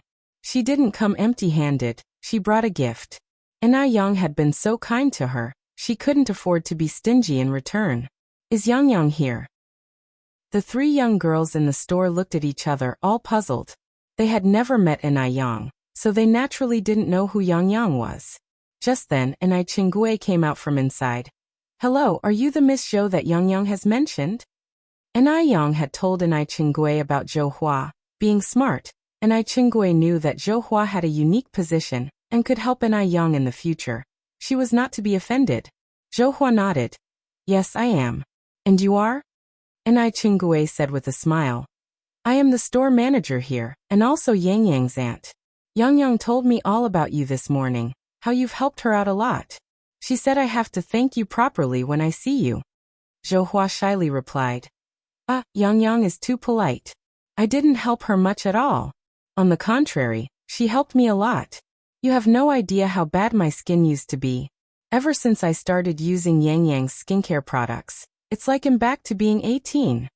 With that, Zhou Hua handed the gift box in her hands to Anai Chengue. This is a business opening gift for Yang Yang. I hope you'll accept it. Miss Zhou, you're too kind. I will accept this on behalf of Yang Yang. Thank you. As it was a business opening gift, she had no reason to refuse. Zhou Hua's intention was to deliver the gift. Now that her mission was accomplished, she excused herself, intending to go back to work. She said goodbye to Anai Chengue and started to leave. Anai Chengue caught up with Zhou Hua and handed her a beautiful glass jar. Miss Zhou, this is the eye cream that Yang Yang newly developed. Please take it and give it a try. What Anai Chengue gave her was not a trial size but the fully packaged regular size. Chapter 288. Beat up the drowning dog. Protect Yang Yang. _5. Although Zhou Hua was quite tempted, he still refused. Miss, you are too polite. I really can't accept any more. Anai Chengue said with a smile. Just accept it. This is a new product, limited in availability. In the future, we will have many things that need your help. Hearing this, Zhou Hua had no choice but to reluctantly accept it. At 10 in the morning, the mall officially opened for business, and so did Ice Skin Jade Skin. Thanks to the previous promotional efforts by Lin Pingping and Wang Meifeng, and the excellent reputation of Ice Skin Jade Skin, Half of the wrinkle cream and whitening moisturizer were sold on the opening day. The day's turnover reached almost 20,000 yuan. The turnover from just the whitening moisturizer and the wrinkle cream was more than 14,000 yuan. The rest came from the sales of facial cleanser and other skincare products. The second day was not as strong as the first day with a turnover of over 5,000 yuan. The third day was over 8,000 yuan. As more and more people found out about the physical store of Ice Skin Jade Skin, within a week, the 260 boxes of whitening moisturizer and wrinkle cream were sold out. The business at the physical store was getting better and better. However, Yang did not increase the production of wrinkle cream and whitening cream. After all, things are precious when scarce. Although the whitening cream and wrinkle cream were sold out, other products like facial cleanser and aloe vera gel sold well, maintaining a daily turnover of around 3,000 yuan. As a large amount of skincare products were needed every day, and Tsuehua alone couldn't handle it, so Yang hired 2 young women from Jinghua village to help, paying them 2.5 yuan per day.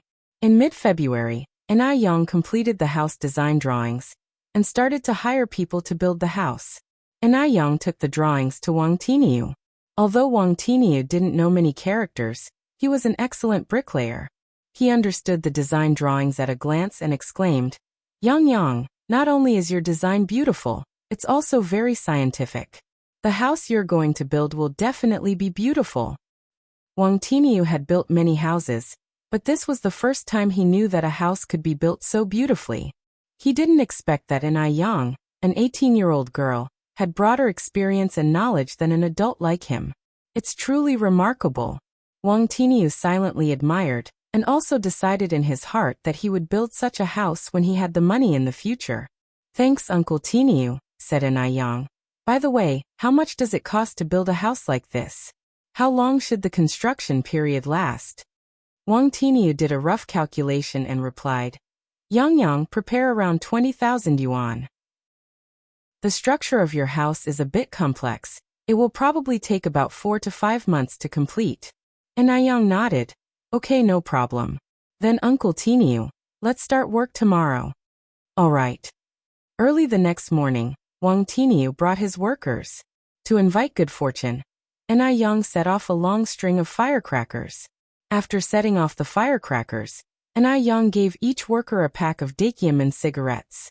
Although other workers would also distribute cigarettes, they would hand them out one by one.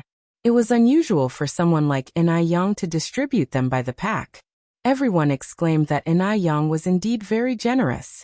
At noon, Yang prepared a big table full of dishes, including fish, meat and chicken. It was even more sumptuous than the New Year's meal. These workers are labor-intensive, and if they don't eat well, they simply have no energy to work. Yang has never been the stingy type. People are reciprocal. If you treat me well, I will reciprocate. Not only does Yang offer high wages, she also provides a wonderful meal. Naturally, they wouldn't dare disappoint Yang in their work. They would work hard and conscientiously, as if they were doing the work of 3 people. Looking at Yang opening a noodle restaurant and a milk tea shop, Sun Chuanxiang was burning with envy. If robbery wasn't illegal, she would love to just take all of Yang's money. But now, she has a way to get the secret formula. Sun Chuanxiang carefully observed that at around 2 p.m. every day, Wang Jinfang would come to the dump to dump rubbish once. Wang Jinfang is stingy and greedy, so Sun Chuanxiang targeted her. At 1:50 p.m. Sun Chuanxiang came to the dump. By 1:58 p.m. Wang Jinfang arrived carrying 2 large bags of garbage. Sun Chuanxiang immediately stepped forward, enthusiastically took the garbage bags from Wang Jinfang's hand. Big sister, you're here to dump the garbage again. Chapter 289. Beat up the drowning dog, protect Yang. _6. Wang Jinfang looked at Sun Chuanxiang apprehensively. Who are you?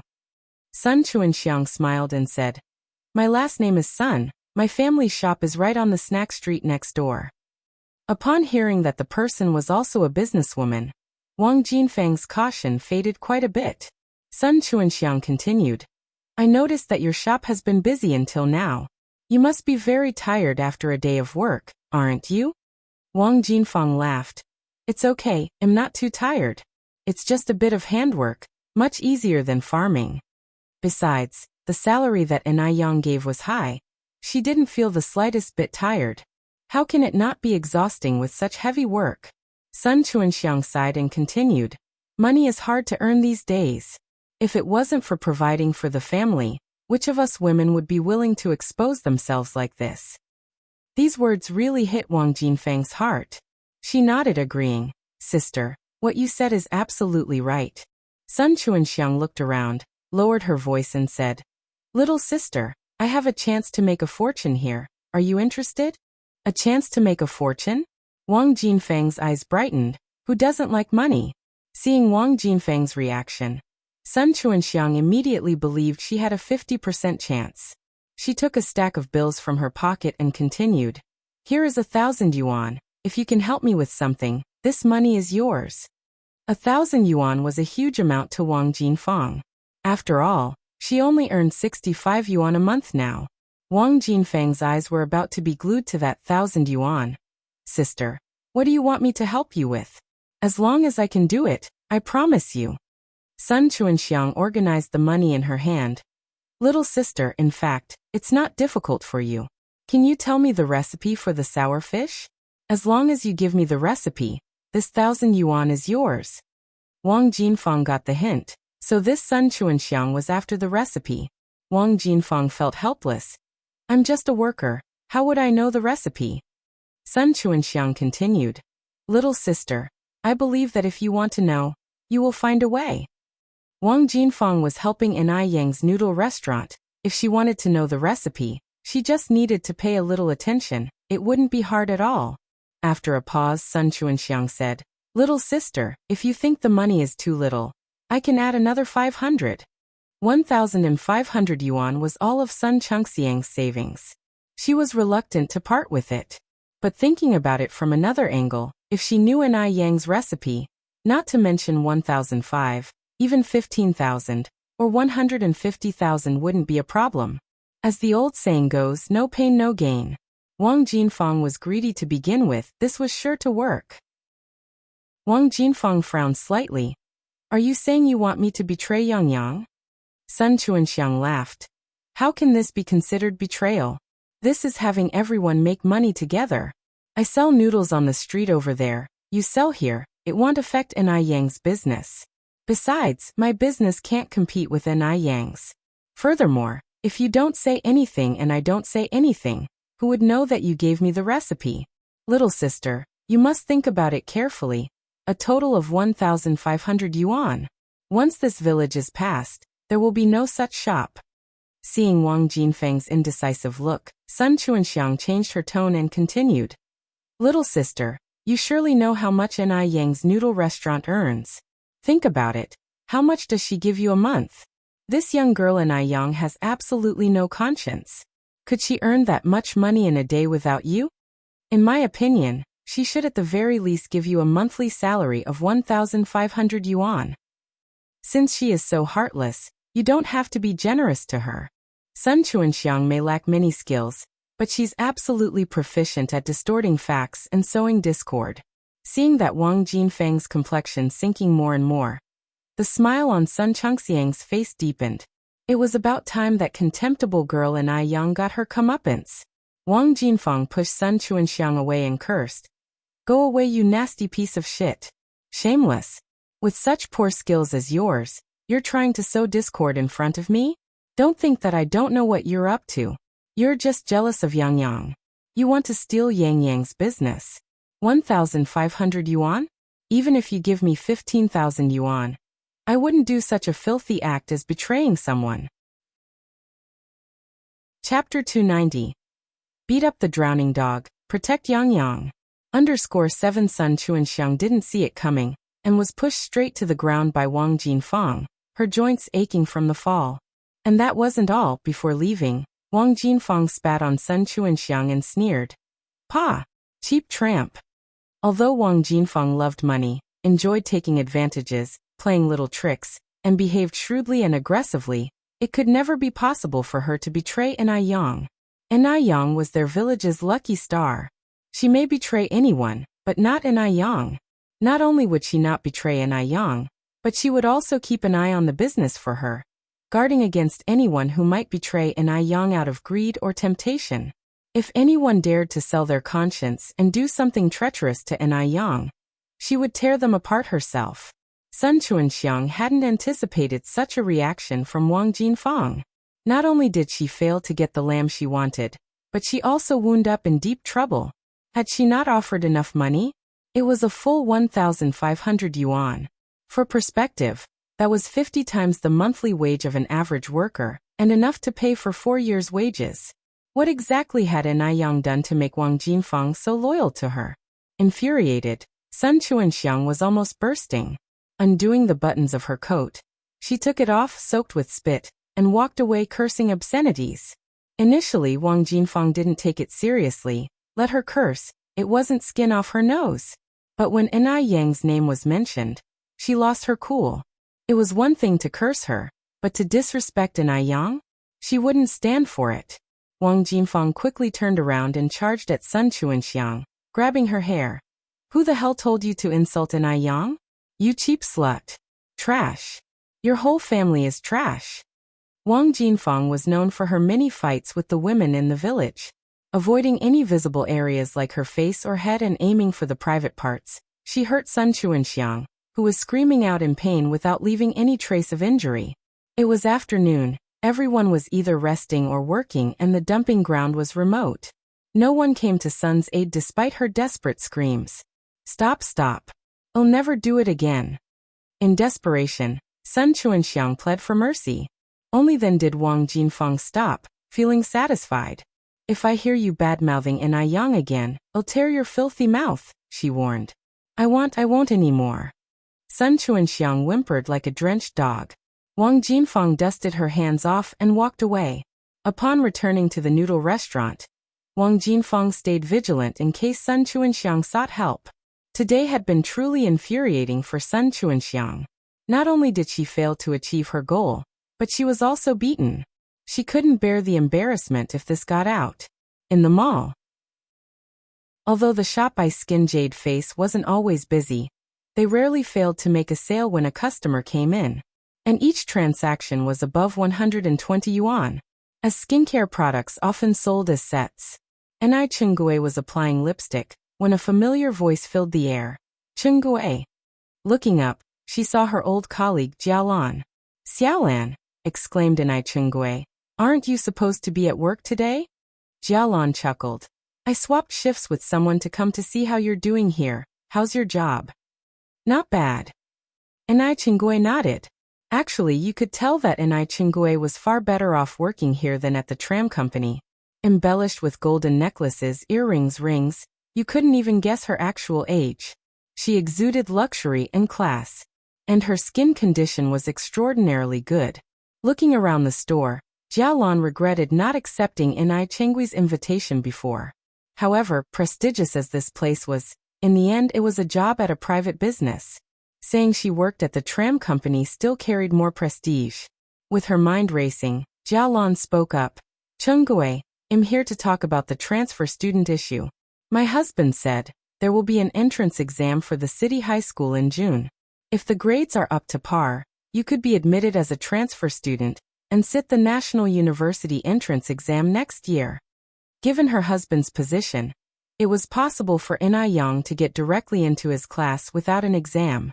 However, if her marks were poor, they might affect the class overall results and his reputation as an excellent teacher. Therefore, he had given up on the inside track and suggested that Enai Yang take the entrance exam. Really? Asked Enai Chengui, visibly excited. Jialan laughed. Do I have any reason to lie? The entrance exam is 3 more months down the line. Encourage your relative's kid to hit the books. I have already reserved a spot for her. Her admission as a transfer student depends on her. Xiaolan, I can't thank you enough, said Enai Chengui, hugging Jialan in excitement. Even though Jialan had only helped her with a reservation, it alleviated a lot of unavoidable trouble. For an outsider, registering for the local school's transfer student entrance exam was not easy. It would necessitate calling on contacts. Jialan laughed and said, Come on, Chengui. We've been colleagues for many years. Why the formality? Oh, I heard that Ice Skin Jade Face has a new product out. Is that right? Jialan was no charity worker. She wouldn't help Anai Yang sign up for nothing. Anai Chenggui was no fool and she understood Jialan's implications immediately. She quickly handed over a box of eye cream to Jialan. Yes, this limited edition eye cream. It's the last one this month. I'll give you a 50% discount. Jialan glanced at the price tag. Wow, 108 yuan. This meant she just saved a whopping 54 yuan. Chapter 291. Popular Ice Skin Jade Skin. Sun Dalian's unknown past _1. The most important thing is, this eye cream is so popular. Other wealthy people can't buy it, but not only did she manage to buy it, she even got it 54 yuan cheaper. Jialan happily handed over the money. Chenggui, thank you so much. Whenever Bing Ji Fu releases a new product, you must let me know. Jialan is now a huge fan of Bing Ji Fu. As soon as a new product comes out, no matter how expensive it may be, she will buy it. Anai Chenggui laughed. Sure thing, just relax. As soon as a new product is available, I'll set it aside for you. Jialan put the eye cream in her bag and then said, Right, Chenggui, I told our old Zhang about this. He said the examination for transfer students this year is particularly difficult, especially for English and mathematics. At this time, English had just been incorporated into the college entrance examination for a short period. Therefore, the English foundation of the people was generally not good, and the awareness of studying English was not very high. Many people with excellent academic performance had tripped over it before they knew it. This English thing has to start from a young age. Cramming won't work. That's why Jialan's husband was reluctant to accept Anai Yen, who was from the countryside. One of the reasons was that he doesn't think a little girl from the countryside will be able to do English examination papers. Therefore, he preferred to give up a student rather than risk lowering the college admission rate. Anai Chenggui nodded. Okay, I'll tell Yang Yang as soon as I get home. That night, after Anai Chenggui returned home, she told Anai Yen about this. Anai Yen exclaimed in surprise. Really, Auntie Anai? Can I really take the exam in June? Anai Yen had also consulted about transfer students in school before the new year. However, at that time before the new year, the relevant policy had not yet been issued, and it was particularly difficult for foreigners to register. Anai Yen had many documents she didn't have ready, so it was delayed for a while. She didn't expect Anai Chenggui to bring her good news. Anai Chenggui nodded. Really, my colleague has already registered for you. Auntie Anai Yen exclaimed happily. Thank you so much. Anai Chenggui chuckled. Child, why are you being so formal with your aunt? After her words, Anai Chenggui continued. Right, Yang Yang, my colleague said this year's English and mathematics are both very difficult, so be careful. Anai Yen nodded. Okay, Auntie Anai. With Anai Yen's background from her previous life, English and mathematics weren't a big deal for her, but she did need to review some knowledge points. After all, a good memory isn't as good as a bad pen. The next day, Anai Yen went to Gooden's house. Gooden's older brother is called Li Fugui, nicknamed Gosheng. He is the same age as Anai Yen, currently in his senior year of high school, and will be taking the college entrance examination in June. When Anai Yen went, Li Fugui was sitting on the doorstep reviewing his lessons. Because the light in the house wasn't very good, and he didn't want to waste electricity by turning on the light during the day, he decided to study outside the house. Gosheng. Yang. Gosheng looked up at Anai Yen. Although Gaosheng's name sounds a bit unpleasant, he was actually quite handsome. He had thick eyebrows and big eyes, was tall as a northerner should be, a complete pretty boy. Come inside and have a seat. Gosheng stood up and led Anai Yen into the house. Once inside the house, Gosheng was busy making tea for Anai Yen, but Anai Yen said with a smile, Gosheng, you don't have to be so busy. I came to borrow something from you. Gosheng asked, Yang, what do you need to borrow? Can I borrow your senior year textbooks? Anai Yen continued to ask. Sure. Gosheng nodded, and then asked, Yang, are you thinking of taking the college entrance examination this year? Gosheng was a smart lad, and he guessed Anai Yen's intention right away. He didn't worry about Anai Yen at all. For someone as talented as An Yen, the college entrance examination was no big deal. After all, An Yen was the pride of their whole village. An Yen explained, "It's too late for this year. I want to take the city high school's transfer student exam, then take the college entrance exam next year." Goshing nodded, fetched a big stack of textbooks and revision materials from the house. "Yang, is this okay with you?" An Yen flipped through the textbooks with her hand. "It is, thank you, Goshing." "It's no bother," Goshing scratched his head shyly. "These books have been sitting around at home anyway. You can use them as long as you want." It's normal for Goshing to feel shy in front of such a beauty like An Yen. However, other than feeling shy, he didn't have any other thoughts. Goshing was a very rational person. A person who was particularly self-aware. Chapter 292. Popular Ice Skin Jade Beauty. The Unknown Past of Sundalian_2. "Well, I'm leaving then, Goshing." The stack of books was quite heavy, weighing at least 10 to 20 pounds. Goshing was about to offer to help An Yang carry them home when he saw her easily lift the stack with one hand and stroll off, as if the books weighed nothing at all. She was stronger than he expected. Goshing marveled in silence. After An Yang returned home, she began reviewing her lessons even though she had been out of school for quite a while. To her surprise, she didn't have any difficulties doing so. An Suehua was aware that her daughter was studying, and made sure to lower her voice to not disturb her. Not until the afternoon did An Yang come out of her room, stretching lazily. Yang, you must be tired from reading for such a long time. Have some milk tea first," An Suehua said, bringing her a cup of milk tea. An Suehua was intelligent. In less than half a year, she had already mastered the art of making milk tea, and even created new flavors. "Thanks, Mom." An Yang took the milk tea, and gulped down more than half of it in one go. After finishing her milk tea, she went to the kitchen to prepare a snack for the workers building the house next door. After some thought, An Yang decided to make lard pancakes. In a time when everyone lacked oil and fats in their diet, no one would appreciate any other kind of snack. An hour later, An Yang had prepared a basket full of lard pancakes. The lard pancakes were golden on both sides. They were crunchy and oily, winning everyone's approval. After several days of hard work, the basic structure of the house had taken shape, and the walls were already half a meter high. Wang Tiniu, who was munching on a lard pancake, came over with the blueprint. "Yang, I still don't quite understand this part of your plan. What is this pipe for?" An Yang glanced at the blueprint and explained with a smile, "This pipe is for drainage. This is the bathroom." Bathroom. The term was new to Wang Tiniu, leaving him a bit confused. An Yang paused to let Wang Tiniu finish his pancake before explaining. "The bathroom is where you take a bath and use the toilet. In rural areas, the toilet was just a toilet. For baths, people would simply fill a large wooden basin and wash up in their rooms." Wang Tiniu had never heard of bathing in the toilet before. "Yang, want it stink?" he asked. At this time, rural toilets were basically large pits surrounded by a wooden frame and covered with a cloth curtain for privacy. In winter, it wasn't so bad, but in the summer, it was unbearable.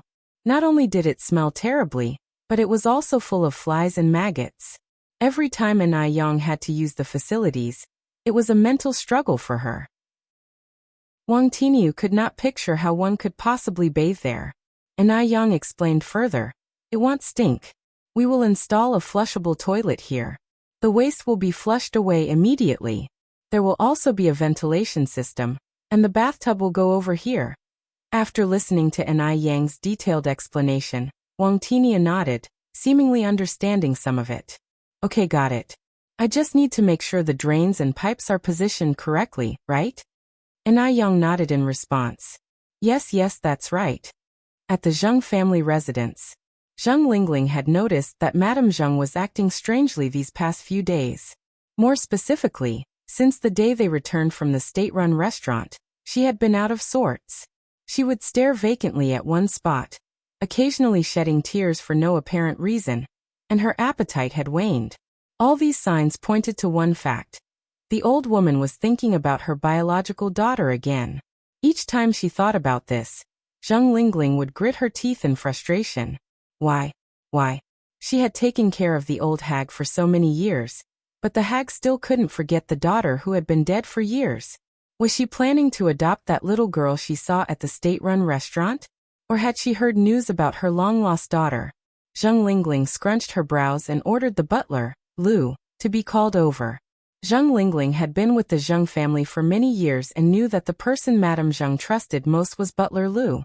Butler Lu would definitely know if something was amiss with Madame Zheng. If she wanted to find out something, she would have to start with Butler Lu. Chapter 293. Popular Eye-Skin Jade-Skin, Sun Dalian's Unknown Past _3. Madam, you called for me. Zheng Lingling stood up with a smile. Uncle Lu, you don't need to be so formal with me, please have a seat. Strictly speaking, Butler Lu could be considered someone who watched Zheng Lingling grow up. Hence it was appropriate for her to address him as Uncle Lu. However, Butler Lu stood upright. Madam, without rules things will not stand. It's not right for me to sit. Butler Lu was a very loyal person, but also had a peculiar temper. In his mind, a master was a master, and a servant was a servant. Where was the reason for a servant to sit with his master? Butler Liu's loyalty seemed to be seen differently through Zheng Lingling's eyes. She thought that Butler Lu was deliberately showing his displeasure to her because of his long tenure at the Zheng family, thus the refusal to sit. After all, she was only the adopted daughter of the Zheng family. From the elders to even the most ordinary servants, none of them ever took her seriously. How infuriating! Zheng Lingling suppressed the anger in her heart, deliberately probing. Uncle Lu, the matter my mother asked you to investigate some time ago, how are things going? Butler Lu asked in surprise. The old lady hasn't asked me to investigate anything recently. Zheng Lingling laughed. Uncle Lu, there's no need to hide it from me. We are all family members. I also very much hope to find Tingting. As I watch my mother lose weight day by day, my heart aches too. In this house, I much more than anyone else hope to find Tingting. Please tell me honestly, do you have any news about Tingting? It would be better for me to have some certainty, rather than being blindly anxious. Zheng Lingling's words were moving, and her eyes even began to redden, looking every bit the good daughter and good sister. Butler Lu, having the ability to be a butler, was not a pushover. He didn't reveal any emotions. Miss Tingting has been missing for 34 years, and the old lady has been looking for her for 34 years. But after all these years, there has been no news. The old lady has actually given up hope a long time ago. Zheng Lingling wiped her tears. Uncle Lu, did my mother really not ask you to look for Tingting? Really not? Zheng Tingting continued. After so many years, my mother has only me as her child by her side. I don't know if she would want to adopt another child. If she does, I have a suitable candidate. Butler Lu glanced at Zheng Tingting. Madam, you jest. Miss Sun is already 19 years old. How could the old lady still adopt children? Zheng Lingling separated from Butler Lu, realizing she wouldn't get any information from him, so didn't say much more. Butler Lu then said, Madam, if there's nothing else, I will take my leave. Zheng Lingling nodded. Please take your time, Uncle Lu. Butler Lu turned and left.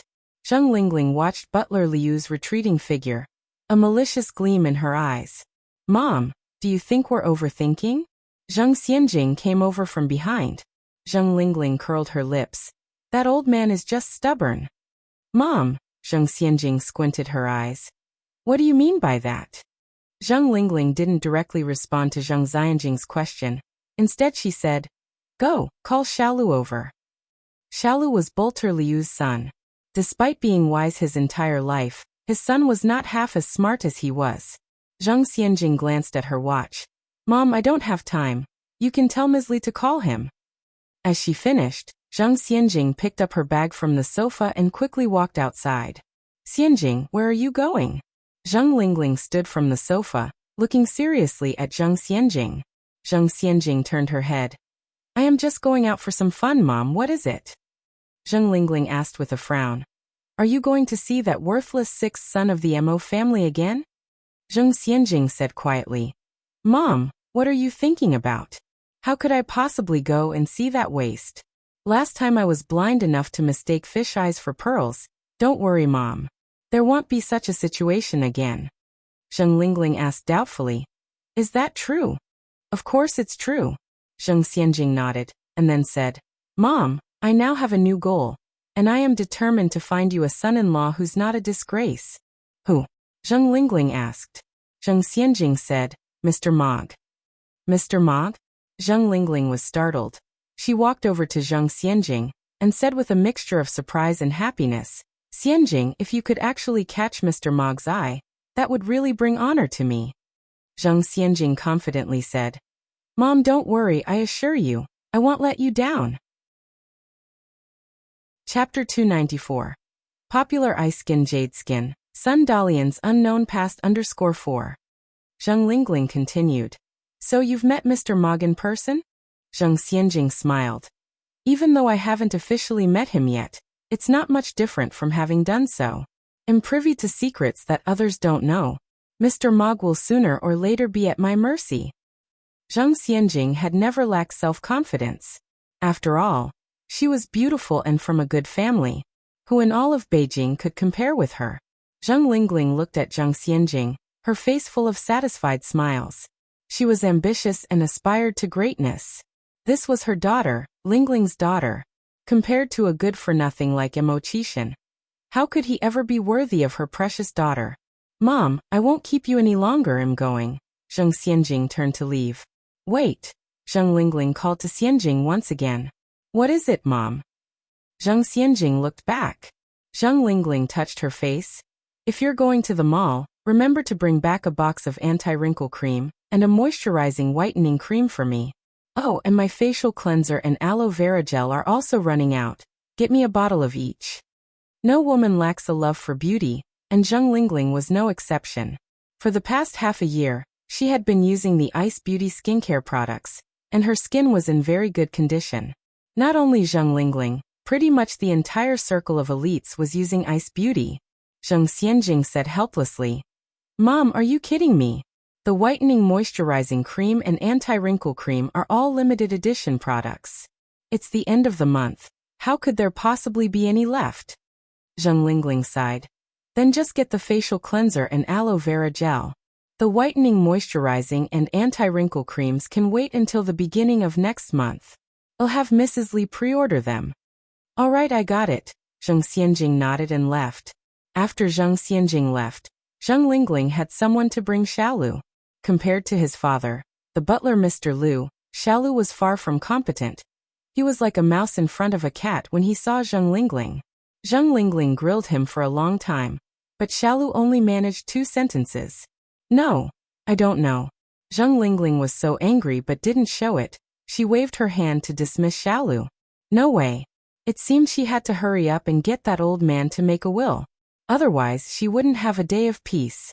Thinking this, Xianjing put her anger aside and headed to the kitchen. In the kitchen, several servants were chatting. Seeing Zheng Lingling, they all flattered with smiles. Madam is here to make chicken soup for the old lady again. Madam is so filial. Zheng Lingling's filial piety was evident to everyone in the Zheng family. She not only personally did the laundry for Mrs. Zheng, but also personally made chicken soup and all kinds of tonics for her every day. A few days studying at home, Yang found an opportunity to visit the noodle restaurant and the milk tea shop. On her way there, Yang saw a man riding a bicycle, dressed in a white shirt, black suit trousers and black leather shoes. Somehow, seeing this outfit reminded Yang of Mo Qishan all of a sudden. Speaking of which, it's been quite a few days since she last saw Mo Qishan. What was he busy with these days? With these thoughts, Yang quickly arrived at the noodle restaurant. Both the noodle restaurant and the milk tea shop were booming. It was mealtime, and there were endless customers. As soon as Yang arrived, she began to help out. In a daze, she thought she heard someone outside calling Yang Yang. Yang put down what she was doing and went outside to check. Outside, besides people queuing for noodles, there were only passerbys. Who was calling her? Yang wiped her hands on her apron and turned to head back inside the noodle restaurant. During the lunch break, Yang went to the mall. Because she had given Chengui a heads up in advance, he didn't reveal to the others in the shop that she was the owner of Ice Beauty. He only said that she was his niece. The shop wasn't always full of people, But the daily turnover was even higher than the noodle restaurant. Because the skincare products were expensive, each person who came in would spend about 100 yuan. Thus, only 30 to 40 customers per day would be enough to bring in a considerable turnover. Aunt Anai, these milk teas are for you to drink. Anai Yang handed the bag of milk teas she was carrying to Anai Chingui. Anai Chingui accepted with a smile. Yang, you're too kind. Besides Anai Chingui, there were 3 other young girls in the shop. They were called Wu Jing, Zhou Xingxing, and Tao Wan respectively. Chapter 295. Popular Ice Skin Jade Skin. Sun Dalian's Unknown Past _5. Anai Chingui was very selective. These 3 girls were all remarkably good-looking. The skincare industry is not like other industries. If the salesperson was not attractive, the sales of the skincare products would drop. So all the salespeople in the beauty industry were exceptional looking. Additionally, Anai Yang had quietly observed that the service attitude of these 2 girls was quite good. Compared to other sales guides in the mall, they were much better. However, this might have something to do with Anai Yang's management plan, because it was clearly stated in the contract that they would receive a cent commission for every bottle of skincare products sold. Who doesn't like money? Anai Chingui distributed the milk tea to the 3 girls. This is the milk tea that Yang bought for you. The 3 girls thanked her in unison. Thank you, Yang. Ah, I know this milk tea place. This is their upgraded version. It has grass jelly and tapioca pearls. It costs 50 cents a cup. Normally there's a long queue to buy it. It tastes so good. I will buy it after work. While they were drinking the milk tea, Anai Yang looked around in the shop. Anai Yang was attractive. Even if she was behind a glass door, she still attracted many customers. Anai Yang was very professional in recommending skincare products, and in no time, she had made 800 yuan in sales. The 3 girls were stunned. This is amazing. Although the skincare shop was profitable, Anai Yang was still not satisfied because she couldn't always sell the same skincare products. If she remained stagnant, she would be eliminated by the market. Even though she had decided to develop rose water, before rose water, Anai Yang wanted to research a new product. What should she research? She already had facial cleansers, aloe vera gel, and various creams. Right. She could research face masks. Currently, there were no face masks in the market. In Anai Yang's memory, face masks were introduced to China by the Divine Water brand in 1993, and it was loved by all. The Divine Water brand was from our country. How could our country monopolize all the good things? As far as Anai Yang knew, the material for the first-generation mask was non-woven fabric. There was no production of non-woven fabric in Beijing. The only place that could produce non-woven fabric for beauty products was Guangguan. Guangguan was hailed as a beauty paradise in later generations. It was the first stop for many foreign skincare brands when they entered China. As long as there were designs, one could find manufacturers in Guangguan that could produce non-woven fabric face masks. As Anai Yang was thinking and wandering around in the shop, she already had a detailed plan. After staying in the shop for a while, she said goodbye to Anai Chingui. The moment Anai Yang left, the 3 girls gathered around Anai Chingui exclaiming, "Sister Chingui, your niece is so beautiful. She looks even better than the movie stars on TV." There wasn't a trace of flattery in the eyes of the 3 girls. They genuinely thought Anai Yang was beautiful. Hearing others compliment that Anai Yang was beautiful, Anai Chingui was also very happy. She said with a smile, "Of course, could my niece be anything but beautiful?" Wu Jing's eyes wandered for a moment. Then she said, "Sister Chingui, does Yang have a boyfriend yet?" "No." Anai Chingui shook her head. Wu Jing continued, "Sister Chingui, my aunt's son is 21 this year. Although he is not as good looking as Yang, he is a public servant. Could you help Yang by mentioning him?" Being a public servant was a big deal in this era. Who knows how many girls would fight to marry one? No.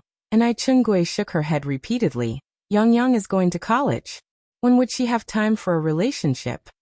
With that said, Wu Jing had to give up this idea. It wouldn't matter if Anai Yang didn't go to university, but if she did, being as beautiful as she was, she could marry any kind of man she wanted in the future. Just as Ni Yang left Crystal Radiance on the first floor, she could hear a strange female voice behind her. Ni Yang? Ni Yang turned around and saw a young girl carrying big and small bags. Who was this? Ni Yang was stunned for a moment. Then she realized. Wasn't this her cousin Lu Xiangxiang? Ni Yang, long time no see. Lu Xiangxiang stood in front of Ni Yang in a haughty manner. Her eyes were full of endless mockery and disdain. Ni Yang responded in a neutral tone. Do you need something? Lu Xiangxiang said. Ni Yang, let me tell you. I am not the former Lu Xiangxiang anymore. I am now Gu Xiangxiang. Take a look at this, and this. This is the whitening moisturizer from Crystal Radiance. This is anti-wrinkle cream. Money can't buy these. I specially had the maid in our house to reserve these for me. Ni Yang, we are no longer in the same world. I am the majestic young mistress of the Gu family. And you? What about you? You are merely a lowly individual business owner. What can you compete with me with? Chapter 296. Popular Ice Skin Jade Skin, Sun Dalian's Unknown Past _6. When she got to her last words, Lu Xiangxiang felt incredible exhilaration. She could finally trample all over this country bumpkin who came from the rural areas. Lu Xiangxiang, having been a common worker's daughter for over a decade, had finally turned her life around and became a lady of wealth, and of course, she wanted to show it off. Your mom remarried? Ni Yang raised her eyebrows slightly. For someone like Lu Wan who was money-obsessed, it wasn't surprising that she chose to remarry. It seemed like Lu Wan had latched onto some kind of rich big shot this time. The Gu family. Ni Yang frowned slightly. There were not many people with the last name Gu in Beijing's circle of wealthiest families.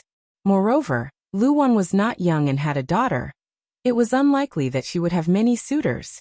My mom married into the Gu family. Lu Xiangxiang did not feel that there was anything low about her mother's actions. In fact, she was rather proud of it. Do you know the Gu family? One stomp of my father's foot, and Beijing would tremble. Ni Yang, if you kneel down now and bow your head 3 times, I'll forget about the times you've wronged me in the past. Otherwise, I will have my father chase you out of Beijing. Your stepdad is Gu Yaozu? Ni Yang continued. It seemed like her father was quite famous. Even a country bumpkin like Ni Yang knew about him. Feeling even more triumphant at this moment, Lu Xiangxiang thrust out her chest and said, That's right, Gu Yaozu is my dad. So what, are you scared now? If you are, you should kneel down before me at once. Ni Yang laughed lightly. Are you sure Gu Yaozu is your father? Of course. Lu Xiangxiang lifted her head arrogantly. Ni Yang then said, That's strange. Isn't Gu Yaozu old enough to be your great-grandfather? He's not 90, he's at least 80, right? Lu Xiangxiang, you flaunting the benefits your mother gets for selling her youth and her body. It's really quite disgusting. Ni Yang's tone was light, however every word stabbed deep into the heart, like a sharp sword slicing open Lu Xiangxiang's outer layer of pretense, exposing her most corrupt side to the air. Lu Xiangxiang was thrown into a panic immediately. How would Ni Yang, a mere individual business owner, know about the age of Gu Yaozu, a social elite? Having said that, Ni Yang turned around to leave.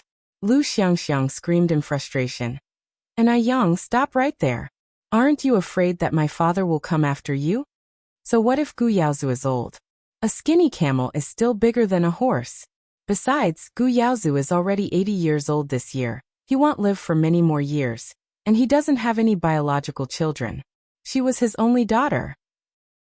When Gu Yaozu dies, she would inherit all the wealth of the Gu family.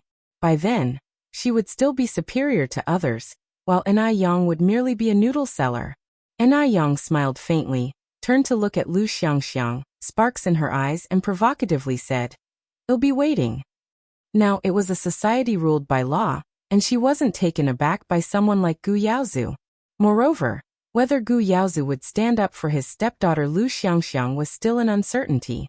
In her past life, Ni Yang had had business dealings with Gu Yaozu. She knew him too well. In her previous life, Gu Yaozu had married a young and beautiful wife who was 45 years younger than him. The young wife had stayed with Gu Yaozu for 18 long years. Just as she was about to inherit his wealth after his death, she didn't get a single cent. because Gu Yaozu had written a will long ago, donating all his assets to impoverished mountain areas. So the young wife had wasted 18 years with him, and ended up with nothing in the end. As it could be seen, Gu Yaozu was even more ruthless than a wolf. But at that time, Anai Yang had never imagined that Gu Yaozu's young wife would be Lu Wan. Lu Wan really pushed it to the extreme. She actually married Gu Yaozu, a man whose face was covered with age spots, for money. As Anai Yang walked, she kicked the small pebbles on the lane, a faint smile playing on her lips, her dimples showing slightly, like trying to suck you in, charming and dazzling. What Anai Yang didn't know was that Mo Baichuan had also walked out from the mall behind her. He had seen everything that just happened. He had originally thought that Anai Yang would surely be at a disadvantage when facing the overbearing Lu Xiangxiang, but unexpectedly, in the end, Anai Yang was even more imposing. This was not the demeanor that a common country girl should have. You're tuning in to the Li Mei's Wuxia Whispers YouTube channel. We're so grateful for your support, and don't forget to subscribe to join us on this incredible journey through captivating stories.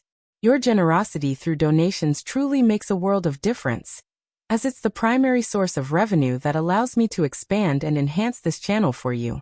Thank you from the bottom of my heart for being a part of this adventure.